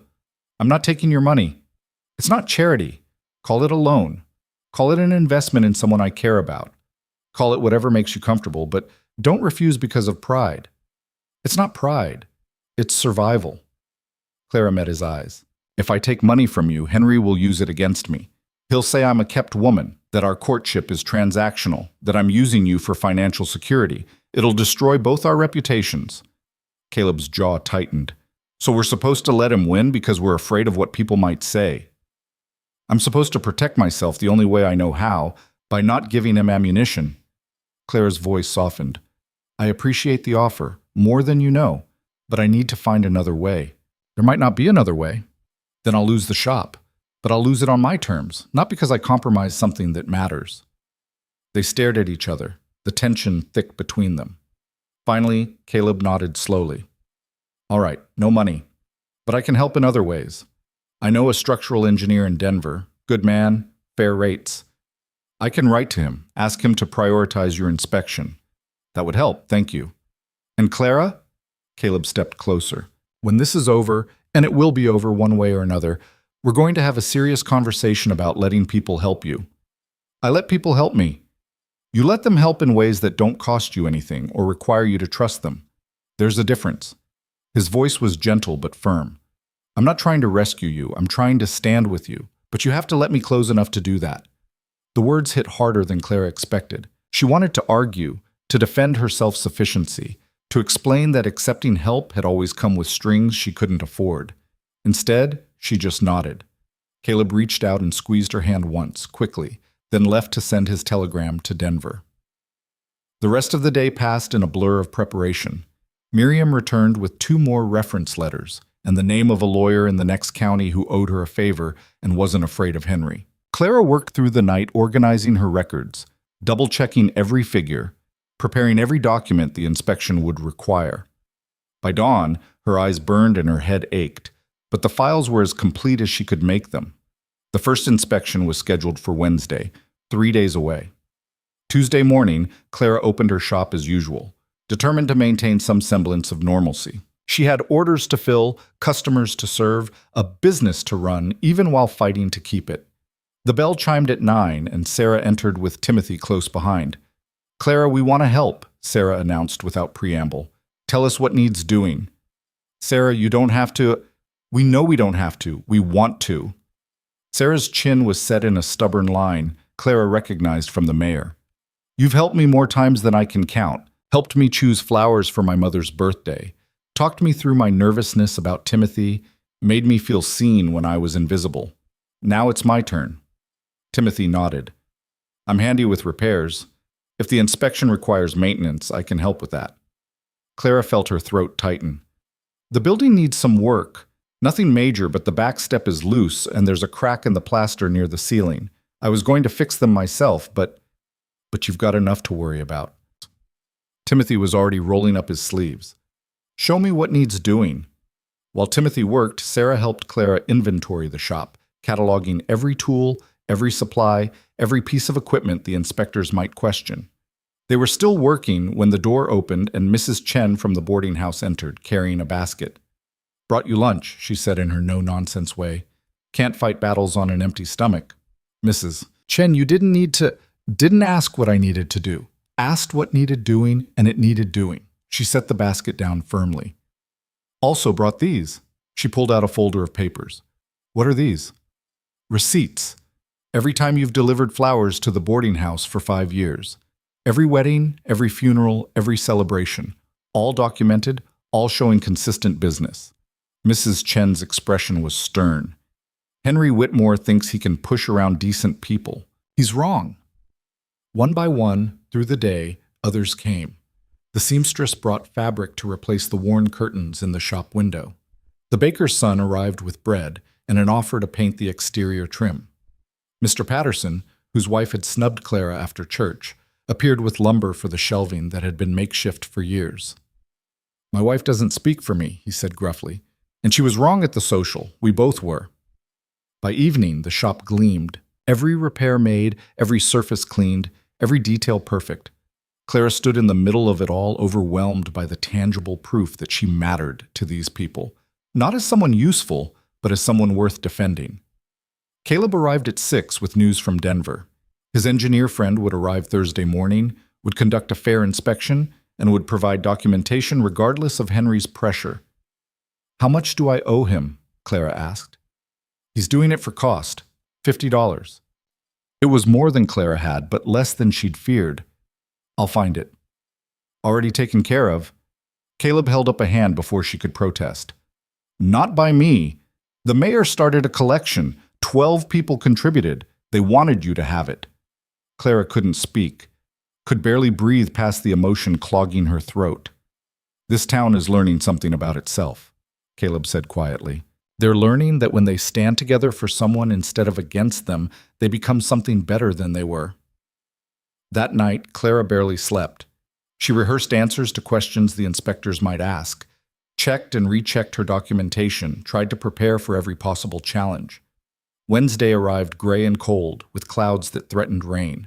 The inspectors came at 10. Two severe-looking men with clipboards and measuring tapes and expressions that gave nothing away. They spent 4 hours examining every inch of the building, questioning every repair, scrutinizing every record. Clara answered their questions with as much confidence as she could muster, Miriam standing steadily beside her, providing context and documentation as needed. When they finally left, Clara collapsed into a chair, exhausted and uncertain. "How do you think it went?" she asked Miriam. "Honestly, I have no idea. They were professional, thorough, completely unreadable." Miriam squeezed Clara's shoulder. "But you did everything right. The shop is in perfect condition, your records are flawless, and you conducted yourself with dignity. Whatever happens now is beyond your control." The waiting was agony. The final inspection report wouldn't arrive for 3 days, and every minute felt like an hour. Clara tried to work, to stay busy, but her mind kept circling back to worst-case scenarios. What if the inspectors found something she'd missed? What if Henry had bribed them? What if all the help, all the preparation, all the hope amounted to nothing? Thursday brought Caleb's engineer friend, a kind man named Robert Morrison, who spent the morning examining the building's structure and pronounced it sound. "Whoever built this knew what they were doing," he told Clara. "Foundation's solid, framing's good, no significant issues at all. I'll have my report ready by tomorrow." Friday morning, Clara woke to pounding rain, and a letter slipped under her door. Her hands shook as she opened it, terrified it was the inspection results, more demands, something worse. Instead, it was from the lawyer Miriam had contacted. "Miss Whitmore, I've reviewed your case and believe we have grounds to challenge your uncle's actions as retaliatory harassment. However, litigation is expensive and time-consuming, and Henry Whitmore has resources most people don't. Before proceeding, I need to ask, how far are you willing to take this fight?" Clara sat with the letter for a long time, rain drumming against the windows, the weight of the question pressing down on her. How far was she willing to go? A week ago, she would have said she'd endure quietly, accept whatever came, survive by bending instead of breaking. But something had changed. The town's support, Caleb's steadiness, her own growing realization that survival wasn't the same as living, it had all shifted something fundamental inside her. She was tired of enduring, tired of accepting, tired of letting fear make her decisions. Clara pulled out paper and wrote back, "As far as necessary. Tell me what you need from me." She sent the letter with the afternoon post, then returned to the shop and tried to focus on work. The bell chimed at 4 o'clock. Clara looked up to find Henry standing in her doorway, rain dripping from his coat, his expression thunderous. "You've made a very foolish decision," he said without preamble. "Hiring a lawyer? Challenging my legitimate business practices? You're only making this harder on yourself." Clara set down the roses she'd been trimming and faced him fully. "Get out." "Excuse me?" "You heard me. Get out of my shop. You're not welcome here." Henry's face darkened. "This is my building. This is my business. And unless you have official business to conduct, you're trespassing." Clara's voice was steady despite the fear coursing through her. "So leave. Now. You insolent little... I said leave." Clara moved toward the door, opening it wide despite the rain. "Or I'll get the sheriff and have you removed." For a long moment, Henry just stared at her, shock and rage warring on his face. He wasn't used to being defied, especially not by someone he'd spent years controlling through intimidation. "You'll regret this," he said finally, his voice low and dangerous. "You think you have allies? They'll abandon you the moment it costs them something. You think that rancher cares about you? He'll move on the second you're not a novelty anymore. You're going to lose everything, Clara, and you'll have no one to blame but yourself. Then I'll lose it standing up instead of kneeling down." Clara met his eyes without flinching. "Get out, Uncle Henry, and don't come back." Henry turned on his heel and stormed out, the door slamming behind him hard enough to rattle the glass. Clara closed it, locked it, and leaned against the frame, her whole body shaking with adrenaline and terror, and something that felt dangerously close to triumph. She'd done it. She'd stood up to him. She'd chosen herself over safety. The cost would be enormous. She knew that. Henry wouldn't let this insult pass. He'd come at her harder, meaner, with every weapon he had. But in this moment, with rain pouring down outside and her heart racing and her hands trembling, Clara felt more alive than she had in years. She was still standing there when Caleb appeared outside, drenched from the rain, his eyes worried. Clara unlocked the door and let him in. "I saw Henry leaving," Caleb said. "Are you all right?" "I told him to leave," Clara said, and started laughing, a wild, slightly unhinged sound. "I actually told him to get out and not come back." "Clara, I know it was stupid. I know he'll retaliate. I know I've probably just made everything worse." The laughter died as quickly as it had come, leaving her feeling hollow. "But I couldn't stand there and let him threaten me in my own space anymore. I just couldn't." Caleb pulled her into his arms without asking permission, and Clara let herself collapse against him, feeling the solid warmth of his chest, the steady beat of his heart, the reassurance of another person choosing to stand close when standing close was dangerous. "You're not stupid," he said into her hair. "You're brave, braver than anyone I've ever met." Brave people don't shake like leaves after confronting someone. Yes, they do. Brave just means doing it anyway. Caleb pulled back enough to look at her. "What do you need right now?" Clara thought about it. What did she need? "Dinner," she said finally. "And company. And maybe to pretend for a few hours that the world isn't falling apart." "I can do that." Caleb smiled. "I can absolutely do that." They ate at the boarding house dining room, pot roast and potatoes and bread that was still warm from the oven. They talked about simple things, safe things, the kind of conversation that felt like a lifeline in turbulent water. Caleb told her about his ranch, about the challenges of building something from nothing, about the satisfaction of watching wild land become productive. Clara told him about her mother, about learning flowers as a language, about the peculiar joy of creating beauty for other people's moments. They didn't talk about Henry or inspections or uncertain futures. For 2 hours, they were just two people learning each other, and it was enough. When Caleb walked her back to the shop through rain that had softened to mist, he paused at the door. "Clara, I need to say something." "All right. Whatever happens with the inspections, with Henry, with any of this, I'm not going anywhere." His voice was serious. "I meant what I said about my intentions. This isn't temporary for me. It's not something I'm trying out to see if it sticks. I'm in this for real for as long as you'll let me be." Clara's throat tightened. "You might feel differently when the dust settles and you realize how much trouble I come with." "I won't." Caleb cupped her face gently, his thumb brushing her cheek. "I see you, Clara, really see you, and I'm not afraid of what I see." Then he kissed her. It was soft, careful, asking rather than taking. Clara froze for a heartbeat, shocked and uncertain and terrified. Then she leaned into it, into him, into the possibility that maybe she was worth this kind of tenderness. When they broke apart, Caleb was smiling. "Good night, Clara." "Good night." She watched him walk away into the mist, then climbed the stairs to her room and sat by the window, touching her fingers to her lips, feeling the ghost of that kiss like a promise. Saturday morning brought the inspection results. Clara opened the envelope with Miriam beside her, both of them holding their breath.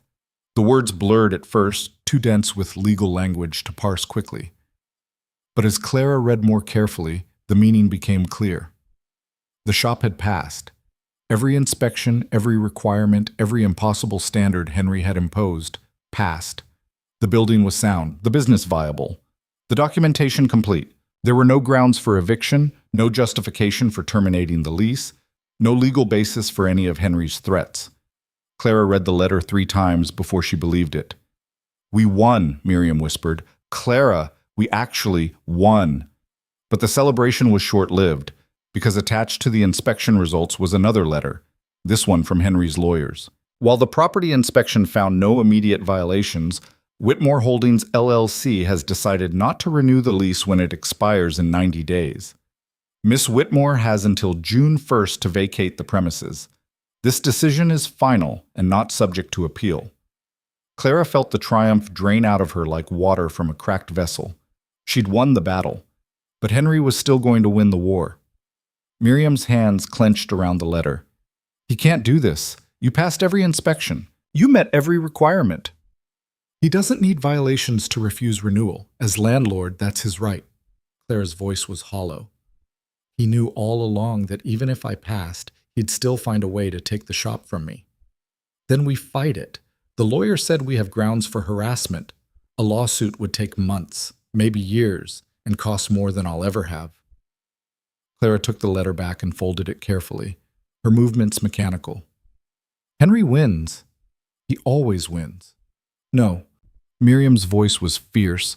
You don't get to give up. Not after everything you fought through. I'm not giving up. I'm being realistic. Clara moved to the window, looking out at the town that had become both prison and home. I have 90 days to find a new location, move my entire business, and somehow maintain enough customers to stay afloat. And every other building on Main Street is owned by people who won't cross Henry. Then you find a building not on Main Street. You adapt. You survive. I'm tired of just surviving, Miriam. The words came out raw and honest. I'm tired of fighting for scraps of dignity. Tired of proving I deserve space I should never have had to justify in the first place. Miriam pulled Clara into a fierce embrace. I know you're tired, but you're also stronger than Henry ever gave you credit for.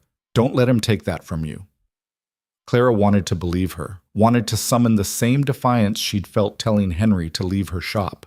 But exhaustion had settled into her bones, and the fight felt endless. She was still standing there when Caleb arrived, having clearly heard the news. Tell me what you need, he said without preamble. A miracle, Clara answered, or a rich uncle who actually cares about me. Since I have neither, I need time to figure out my next move. Caleb's expression was troubled. Come to the ranch with me, just for the day. Get out of town, clear your head, see something beyond these four walls. Clara started to refuse, but Miriam cut her off. Go. I'll mind the shop. You need perspective, and you won't find it staring at these same walls.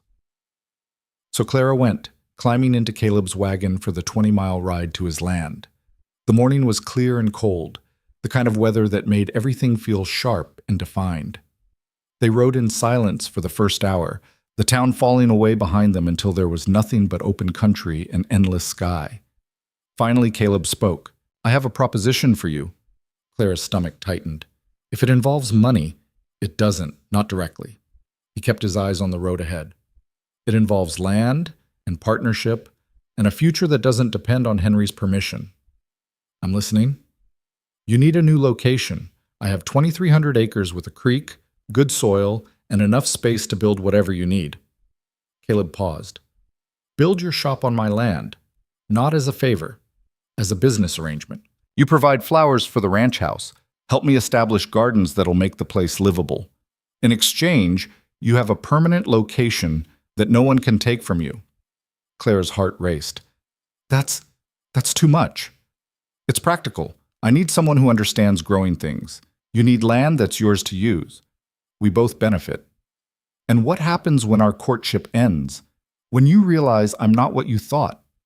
The question came out sharper than Clara intended. I'm left stranded 20 miles from town with a shop no one can reach. Caleb finally looked at her, and his expression was completely serious. What happens when you realize that I'm not going to change my mind about you? That this isn't temporary or conditional or dependent on you being anything other than exactly who you are? People always change their minds. I'm not people. I'm one specific stubborn man who knows what he wants. Caleb pulled the wagon to a stop. They'd reached a rise overlooking the valley, and the view was breathtaking. I'm asking you to take a risk, Clara. Not on me, on yourself, on the possibility that you deserve something permanent. Clara looked out at the land, wild and beautiful and utterly terrifying in its vastness. I don't know how to do this, she whispered. How to trust that something good won't be taken away. Neither do I, but I'd rather learn with you than stay safe alone. Caleb reached over and took her hand. This isn't rescue, Clara. It's partnership. You bring what I don't have, knowledge of growing things, connections to the town, the ability to create beauty. I bring land, stability, and a commitment that doesn't waver when things get hard. You make it sound so simple. The wanting is simple. Everything else we figure out as we go. He squeezed her hand. What do you say? Clara thought about her shop in town. The space she'd built, the life she'd carved out despite everything working against her. Leaving it felt like surrender, but staying felt like slow death. Can I see where you'd want to build it? She asked quietly. Caleb's smile was like sunrise. I was hoping you'd ask. He drove them to a spot near the creek where the land leveled out into a natural clearing. There were cottonwood trees for shade, the water close enough for irrigation, and a view that stretched for miles. "Here," Caleb said, "with the front facing east to catch morning light. Big windows so you can see the mountains while you work. And enough land around it for gardens, not just flowers, but vegetables, herbs, anything you want to grow." Clara climbed down from the wagon and walked the space, trying to imagine it. A shop built exactly as she wanted it, with no landlord to dictate terms, no uncle to threaten eviction. Space to expand, to experiment, to build something that could actually grow instead of just survive. "What about customers?" she asked. "No one's going to travel 20 miles for flowers." "Not at first, but word spreads. People already know your work. And you could supply the mercantile in town, the hotel in Pine Ridge, maybe even shops in Denver." Caleb was clearly thinking out loud now. "You'd be a supplier, not just a shopkeeper. Bigger scale, better margins." "That's ambitious." "So are you. You just haven't had the space to prove it." Clara turned to look at him, this man who kept seeing possibilities she'd stopped letting herself imagine. "Why are you doing this, really?" Caleb was quiet for a long moment, his gaze on the distant mountains. "My father told me once that the worst thing a man can do is see something worth having and be too afraid to reach for it. I've spent 6 years building this ranch, proving I could turn impossible into possible. But it's not a home, Clara. It's just a place I work until I'm too tired to think." He looked at her then. "You make me think about home, about building something that matters beyond just survival. And I'd rather risk everything trying to build that with you than play it safe alone." The honesty in his voice made Clara's chest ache. "I'm terrified," she admitted. "Good. That means it matters." Caleb stepped closer. "Take the weekend to think about it. Talk to Miriam, talk to your lawyer, talk to yourself, but Clara, don't say no just because you're afraid. Say no if you genuinely don't want this. Otherwise, give us a chance." They spent the rest of the day at the ranch. Caleb showed her the house he was building, a sturdy structure with good bones and enough space for a family. He showed her the barn, the pastures, the small cabin where he currently lived while construction continued. It was rough and unfinished, but Clara could see the vision behind it, could see what it would become with time and care and the kind of stubborn determination Caleb brought to everything he touched. On the ride back to town, Clara felt the weight of the decision pressing down on her. This wasn't just about the shop. It was about choosing a life she'd never let herself imagine, one where she wasn't constantly fighting for scraps of space and dignity. But it was also about trusting someone in a way she'd never trusted anyone. Miriam was waiting when they returned, her expression knowing. "He made you an offer," she said after Caleb left. "How did you—" "Because I know Caleb Rourke's type. He sees a problem and immediately starts building solutions." Miriam guided Clara to a chair and sat across from her. "What did he propose?" Clara explained everything: the land, the business arrangement, the vision of something bigger than what she had now. When she finished, Miriam was quiet for a long time. "What are you thinking?" Clara asked. "I'm thinking that this is the first real choice you've ever had. Not survival versus destruction, but one possible future versus another possible future." Miriam leaned forward. "And I'm thinking that you need to decide what you actually want, not what's safest or most practical or least likely to end badly." "I don't know what I want." "Yes, you do. You're just afraid to admit it." Clara looked away, but Miriam wasn't letting her escape. "What do you want, Clara? If fear wasn't a factor, if Henry didn't exist, if you could choose anything, what would you choose?" The answer came easier than Clara expected. "I'd choose growth, not just maintaining, but actually building something that could expand and thrive. I'd choose partnership with someone who sees my value instead of just my utility. I'd choose a future that feels like possibility instead of just endurance." "Then that's your answer." "But the risk is worth it, because the alternative is spending the rest of your life wondering what might have been if you'd been brave enough to try." Miriam's voice softened. "You've spent your whole life making yourself small to fit into spaces that were never meant for you. Maybe it's time to find a space that actually fits who you are." That night, Clara sat with paper and pen and wrote out 2 lists. One contained all the reasons to stay in town: familiarity, established customer base, proximity to Miriam. The other contained all the reasons to accept Caleb's offer: land, freedom, partnership, possibility. The second list was longer, but it was also terrifying. Sunday morning, Clara dressed for church with more care than usual. She needed to look composed, confident, like a woman who knew her own mind even when her mind was a storm of conflicting wants. Caleb was waiting on the church steps when she arrived. "Have you decided?" he asked quietly. "I need more information first, practical things." Clara kept her voice low. "If I build on your land, what happens legally? Do I own the building, pay rent? What if—" She couldn't quite say the words. "What if we don't work out?" Caleb finished for her. "Then you still own the building, and you have a legal right to remain there as long as you want. I'd have my lawyer draw up an agreement making that clear." "You'd give me that kind of security?" "I'd insist on it. This only works if you're protected regardless of what happens between us." His voice was firm. "I want you to choose this. Choose me.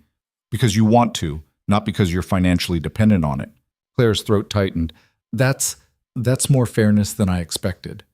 "Then you've been dealing with the wrong kind of men." Caleb smiled slightly. "Take another day. Talk to the lawyer. Make sure the agreement protects you. Then decide." The service that morning felt endless. Clara sat with Caleb beside her, acutely aware of people watching, whispering, speculating about what came next. After the final hymn, Mayor Hendricks approached them. "Miss Whitmore, I heard about the lease situation. I'm sorry, that's raw politics, and it's not right." He hesitated. "Several of us business owners have been talking. We're prepared to make a collective offer to purchase the building from Henry, keep you in your current location." Clara was stunned. "Why would you do that?" "Because what Henry's doing is wrong, and because this town is better with you in it." The mayor looked uncomfortable but determined. "We can't match what a Denver investor might pay, but we can make a fair offer. Force Henry to at least consider selling."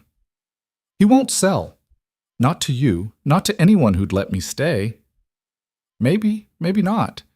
But we can try." The mayor's expression turned shrewd. "And even if he refuses, it sends a message that we're not all willing to let him run roughshod over decent people." After church, Clara walked to Miriam's house and found the lawyer already there, having traveled from the next county at Miriam's request. His name was Samuel Foster, and he had the sharp eyes of someone who'd spent years reading the fine print of other people's schemes.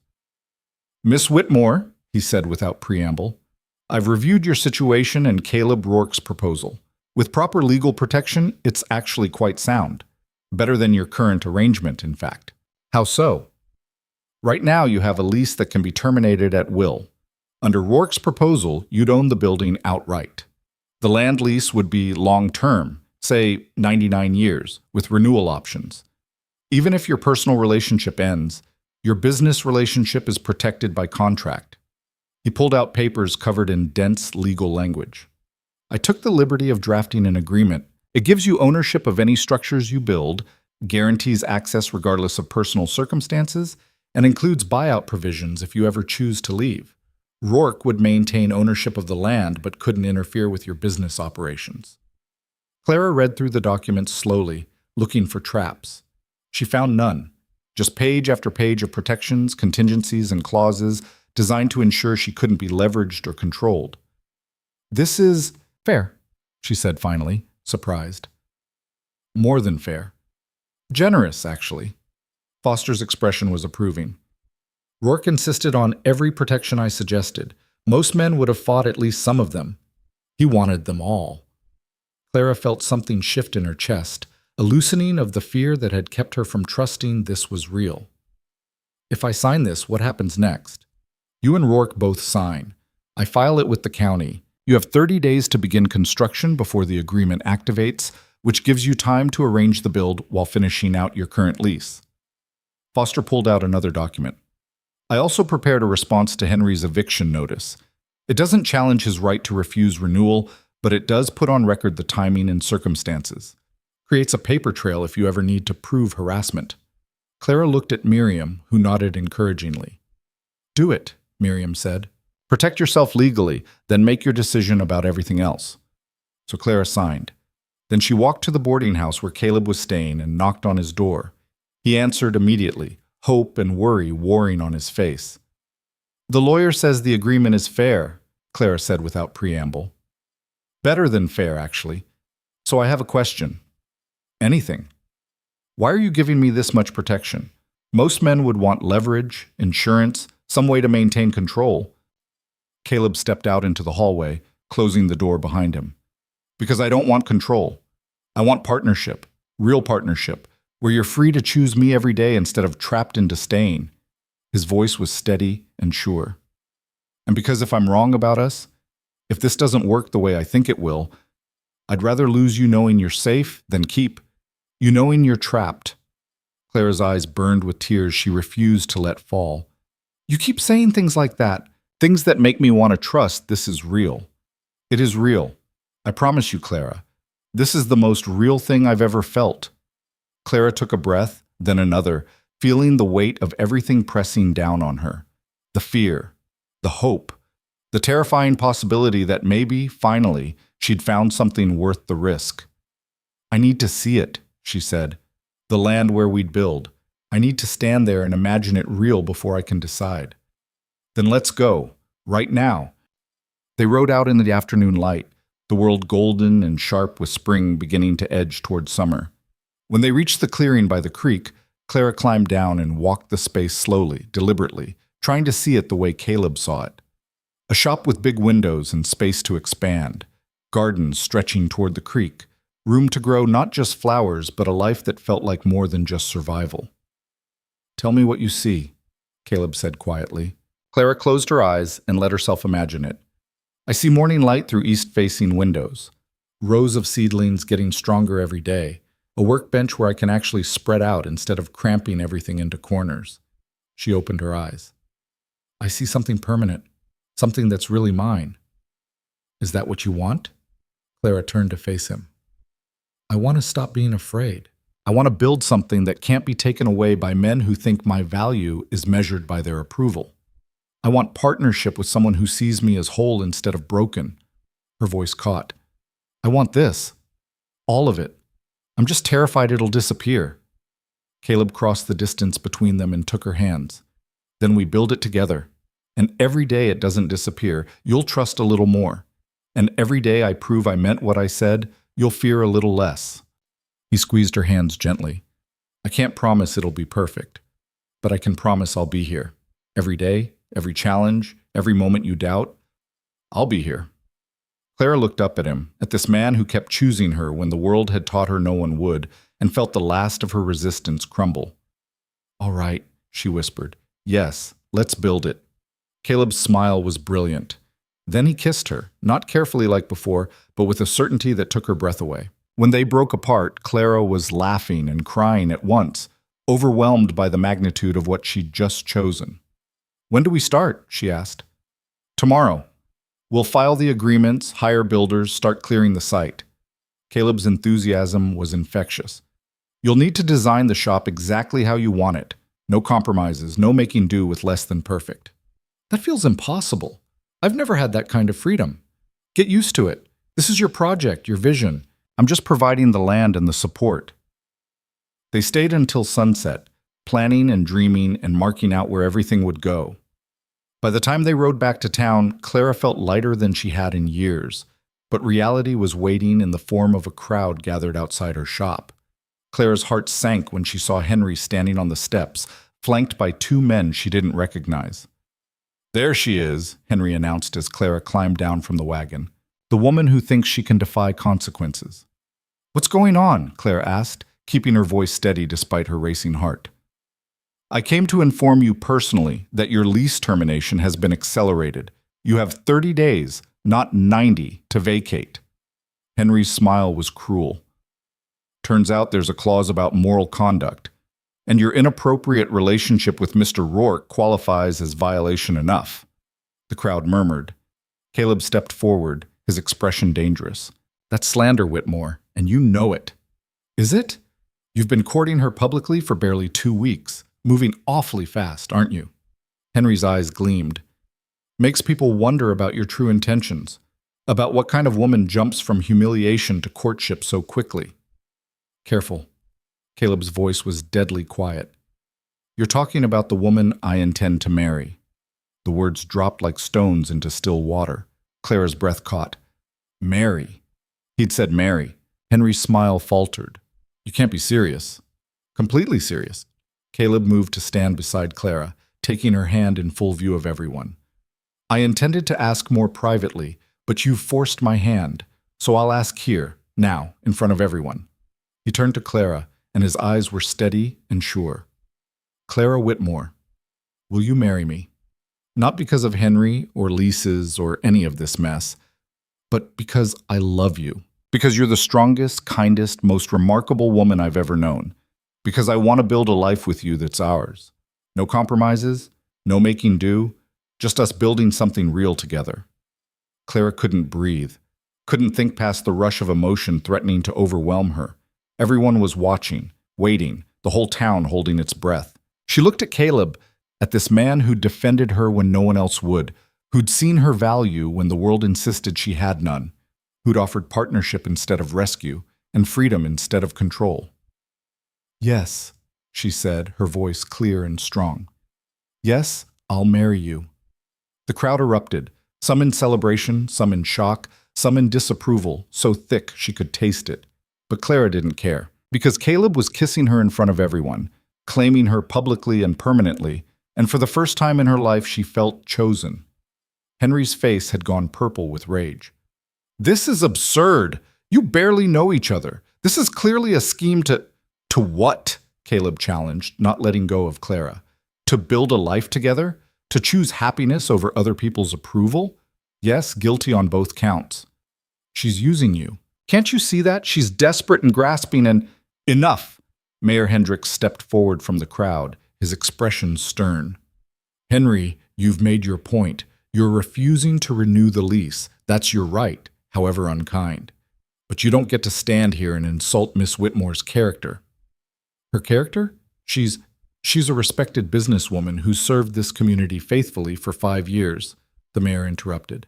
And Mr. Rourke is a grown man capable of making his own choices. Whatever you think of those choices, they're none of your concern. Other voices rose in agreement. Sarah was crying happily. Mrs. Chen was beaming. Even Mr. Patterson nodded approval. Henry looked around at the gathered crowd and seemed to realize he'd lost something important. Not the building, he still controlled that, but the narrative, the town's support, the power to shame Clara into submission. Fine, he spat. Marry your rancher, build your little shop in the middle of nowhere, but don't come crawling back when it all falls apart. I won't need to, Clara said clearly, because it won't. Henry turned and stalked away, his hired men following.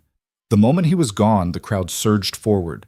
Congratulations, questions, excitement, and underneath it all, the dawning realization that something had fundamentally shifted. Clara Whitmore wasn't the joke anymore, wasn't the woman no one chose, wasn't invisible or dispensable or easily dismissed.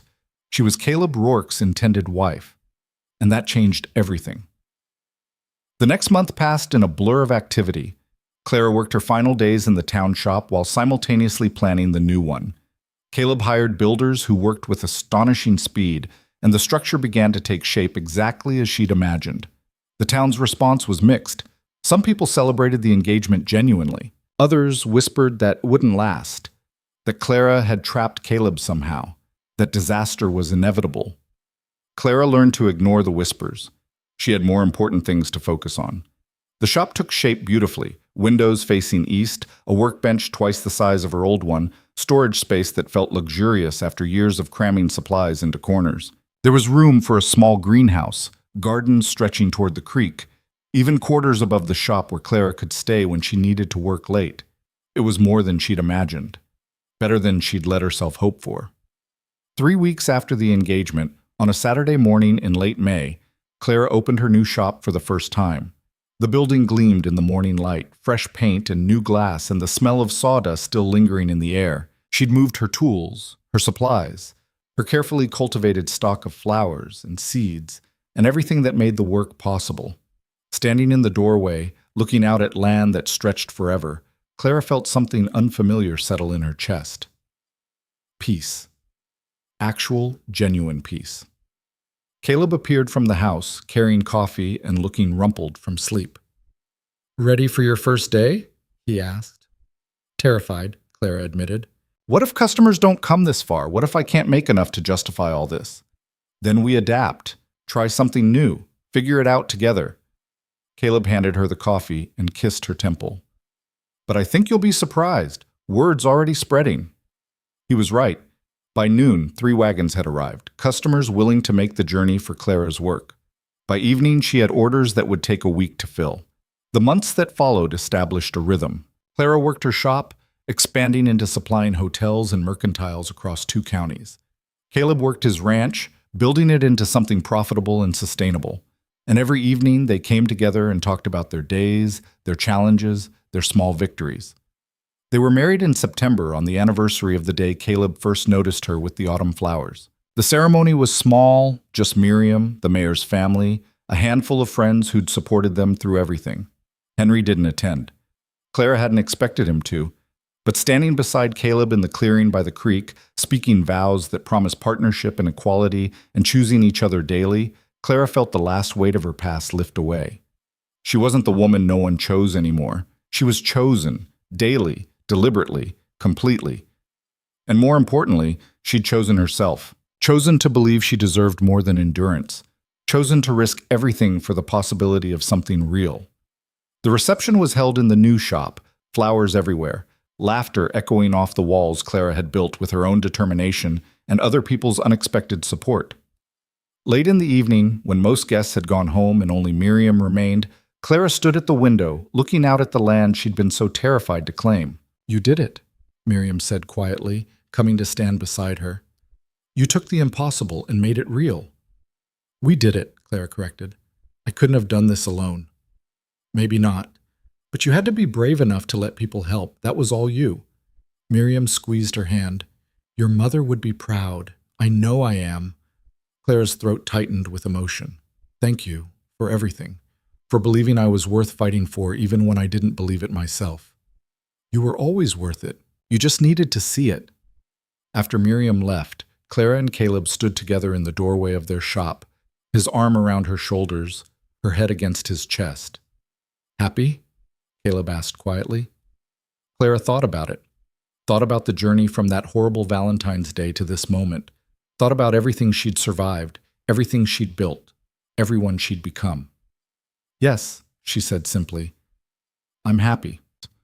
1 year later, on Valentine's Day, Clara woke to find Caleb already gone from their bed. She dressed and went downstairs to find the shop transformed. Flowers everywhere, not the stock for customers, but arrangements clearly meant for her, and scattered among them, dozens of small cards. Clara picked up the first one. Week 1. The day I first saw you smile at autumn flowers and knew I was in trouble. Another card. Week 8. When you told Henry to leave and I realized you were even stronger than I'd thought. Another. Week 15. Our wedding day. The best decision I ever made. There were 52 cards total. One for every week of the past year, each marking a moment, a memory, a reason he loved her. Clara read them all, tears streaming down her face, overwhelmed by the tangible proof of being chosen not just once, but continuously, week after week, moment after moment. Caleb appeared in the doorway, watching her with soft eyes. "You said you'd never received a real Valentine," he said quietly. "I wanted to fix that. 52 weeks worth." Clara crossed the shop and threw her arms around him, unable to speak past the emotion clogging her throat. When she finally found words, they came out thick with tears and joy. "They said no man would ever choose me." "They were wrong." Caleb pulled back just enough to look at her. "You're not just chosen, Clara. You're cherished. Every day, every week, every moment." That afternoon, they drove into town together, the first time Clara had been back since the wedding. The old shop stood empty, a for lease sign in the window. Henry had never found a tenant willing to meet his terms. Clara looked at it and felt nothing. No regret, no longing, no attachment to what had been. That building had been survival. What she had now was life. They continued to the church where, exactly 1 year ago, everything had fallen apart. Today, there was another Valentine social, smaller, quieter, but still carrying on tradition. Clara hesitated at the door. "You don't have to go in," Caleb said gently. "I know, but I want to." Clara squared her shoulders. "I want them to see that I'm still here. still standing, still thriving despite everything they thought would break me. They walked in together, and the room went quiet. Then Sarah rushed over, embracing Clara with genuine warmth. The mayor shook Caleb's hand and complimented their visible success. Mrs. Chen presented them with cookies and a knowing smile. Not everyone was welcoming. Mrs. Patterson still sniffed disapproval. A few others kept their distance, unable to reconcile their prejudices with Clara's transformation. But enough people greeted them warmly that Clara felt the final piece of her past settle into place. She'd survived. More than survived, she'd thrived. As they prepared to leave, Mayor Hendricks approached with an official-looking document. "This came for you," he said. "From Henry's lawyers." Clara's stomach dropped. She opened it with shaking hands, expecting more threats, more attempts at control. Instead, she found a deed transfer. Henry had sold the old shop building, not to investors, but to the collective of business owners who'd offered to help her months ago. And they were offering it back to Clara at cost, with a letter explaining they'd managed to get it for less than expected after Henry's reputation for vindictiveness had scared off other buyers. Clara stared at the papers, stunned. "We thought you might want it," the mayor said, "as an investment property, or to sell, or to do whatever you want with. But it's yours if you want it. No strings, no obligations." Clara looked at Caleb, who was smiling. "Your choice," he said simply. "Whatever you want." Clara thought about it. The old shop had been where she'd learned to survive. The new one was where she'd learned to live. Maybe she could help someone else learn the same lesson. "I'll take it," she said, "but not to run myself. I want to offer it to someone else who needs a chance, someone the world has decided isn't worth investing in." The mayor's smile was approving. "I think I know just the person. Young woman from Denver, came here to escape an abusive situation. She's been living with the seamstress and looking for work." "Send her to see me," Clara said. "Let's see if we can give her the same chance you all gave me." As they drove home through the sunset, Clara reflected on how much had changed in 1 year. She'd lost a shop she'd built through suffering and gained one she'd built through choice. She'd lost the town's convenient invisibility and gained their complicated respect. She'd lost the protection of low expectations and gained the terrifying freedom of genuine possibility. And she'd lost the certainty of her own worthlessness and gained something infinitely more valuable, the knowledge that she'd always been worthy. The world had just been looking at her wrong. "What are you thinking?" Caleb asked as they pulled up to the house. Clara looked at their home. The ranch house finished now, the shop thriving beside it, the garden she'd planted starting to bloom with spring's arrival. "I'm thinking about that Valentine, the cruel one." Clara's voice was thoughtful.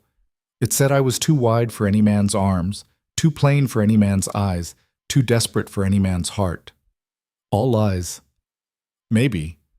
Or maybe I was looking for the wrong kind of man." Clara turned to face her husband.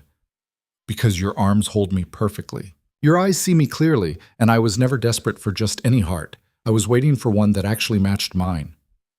Caleb pulled her close, and they sat together watching the sun paint the sky in colors Clara had once used for other people's joy.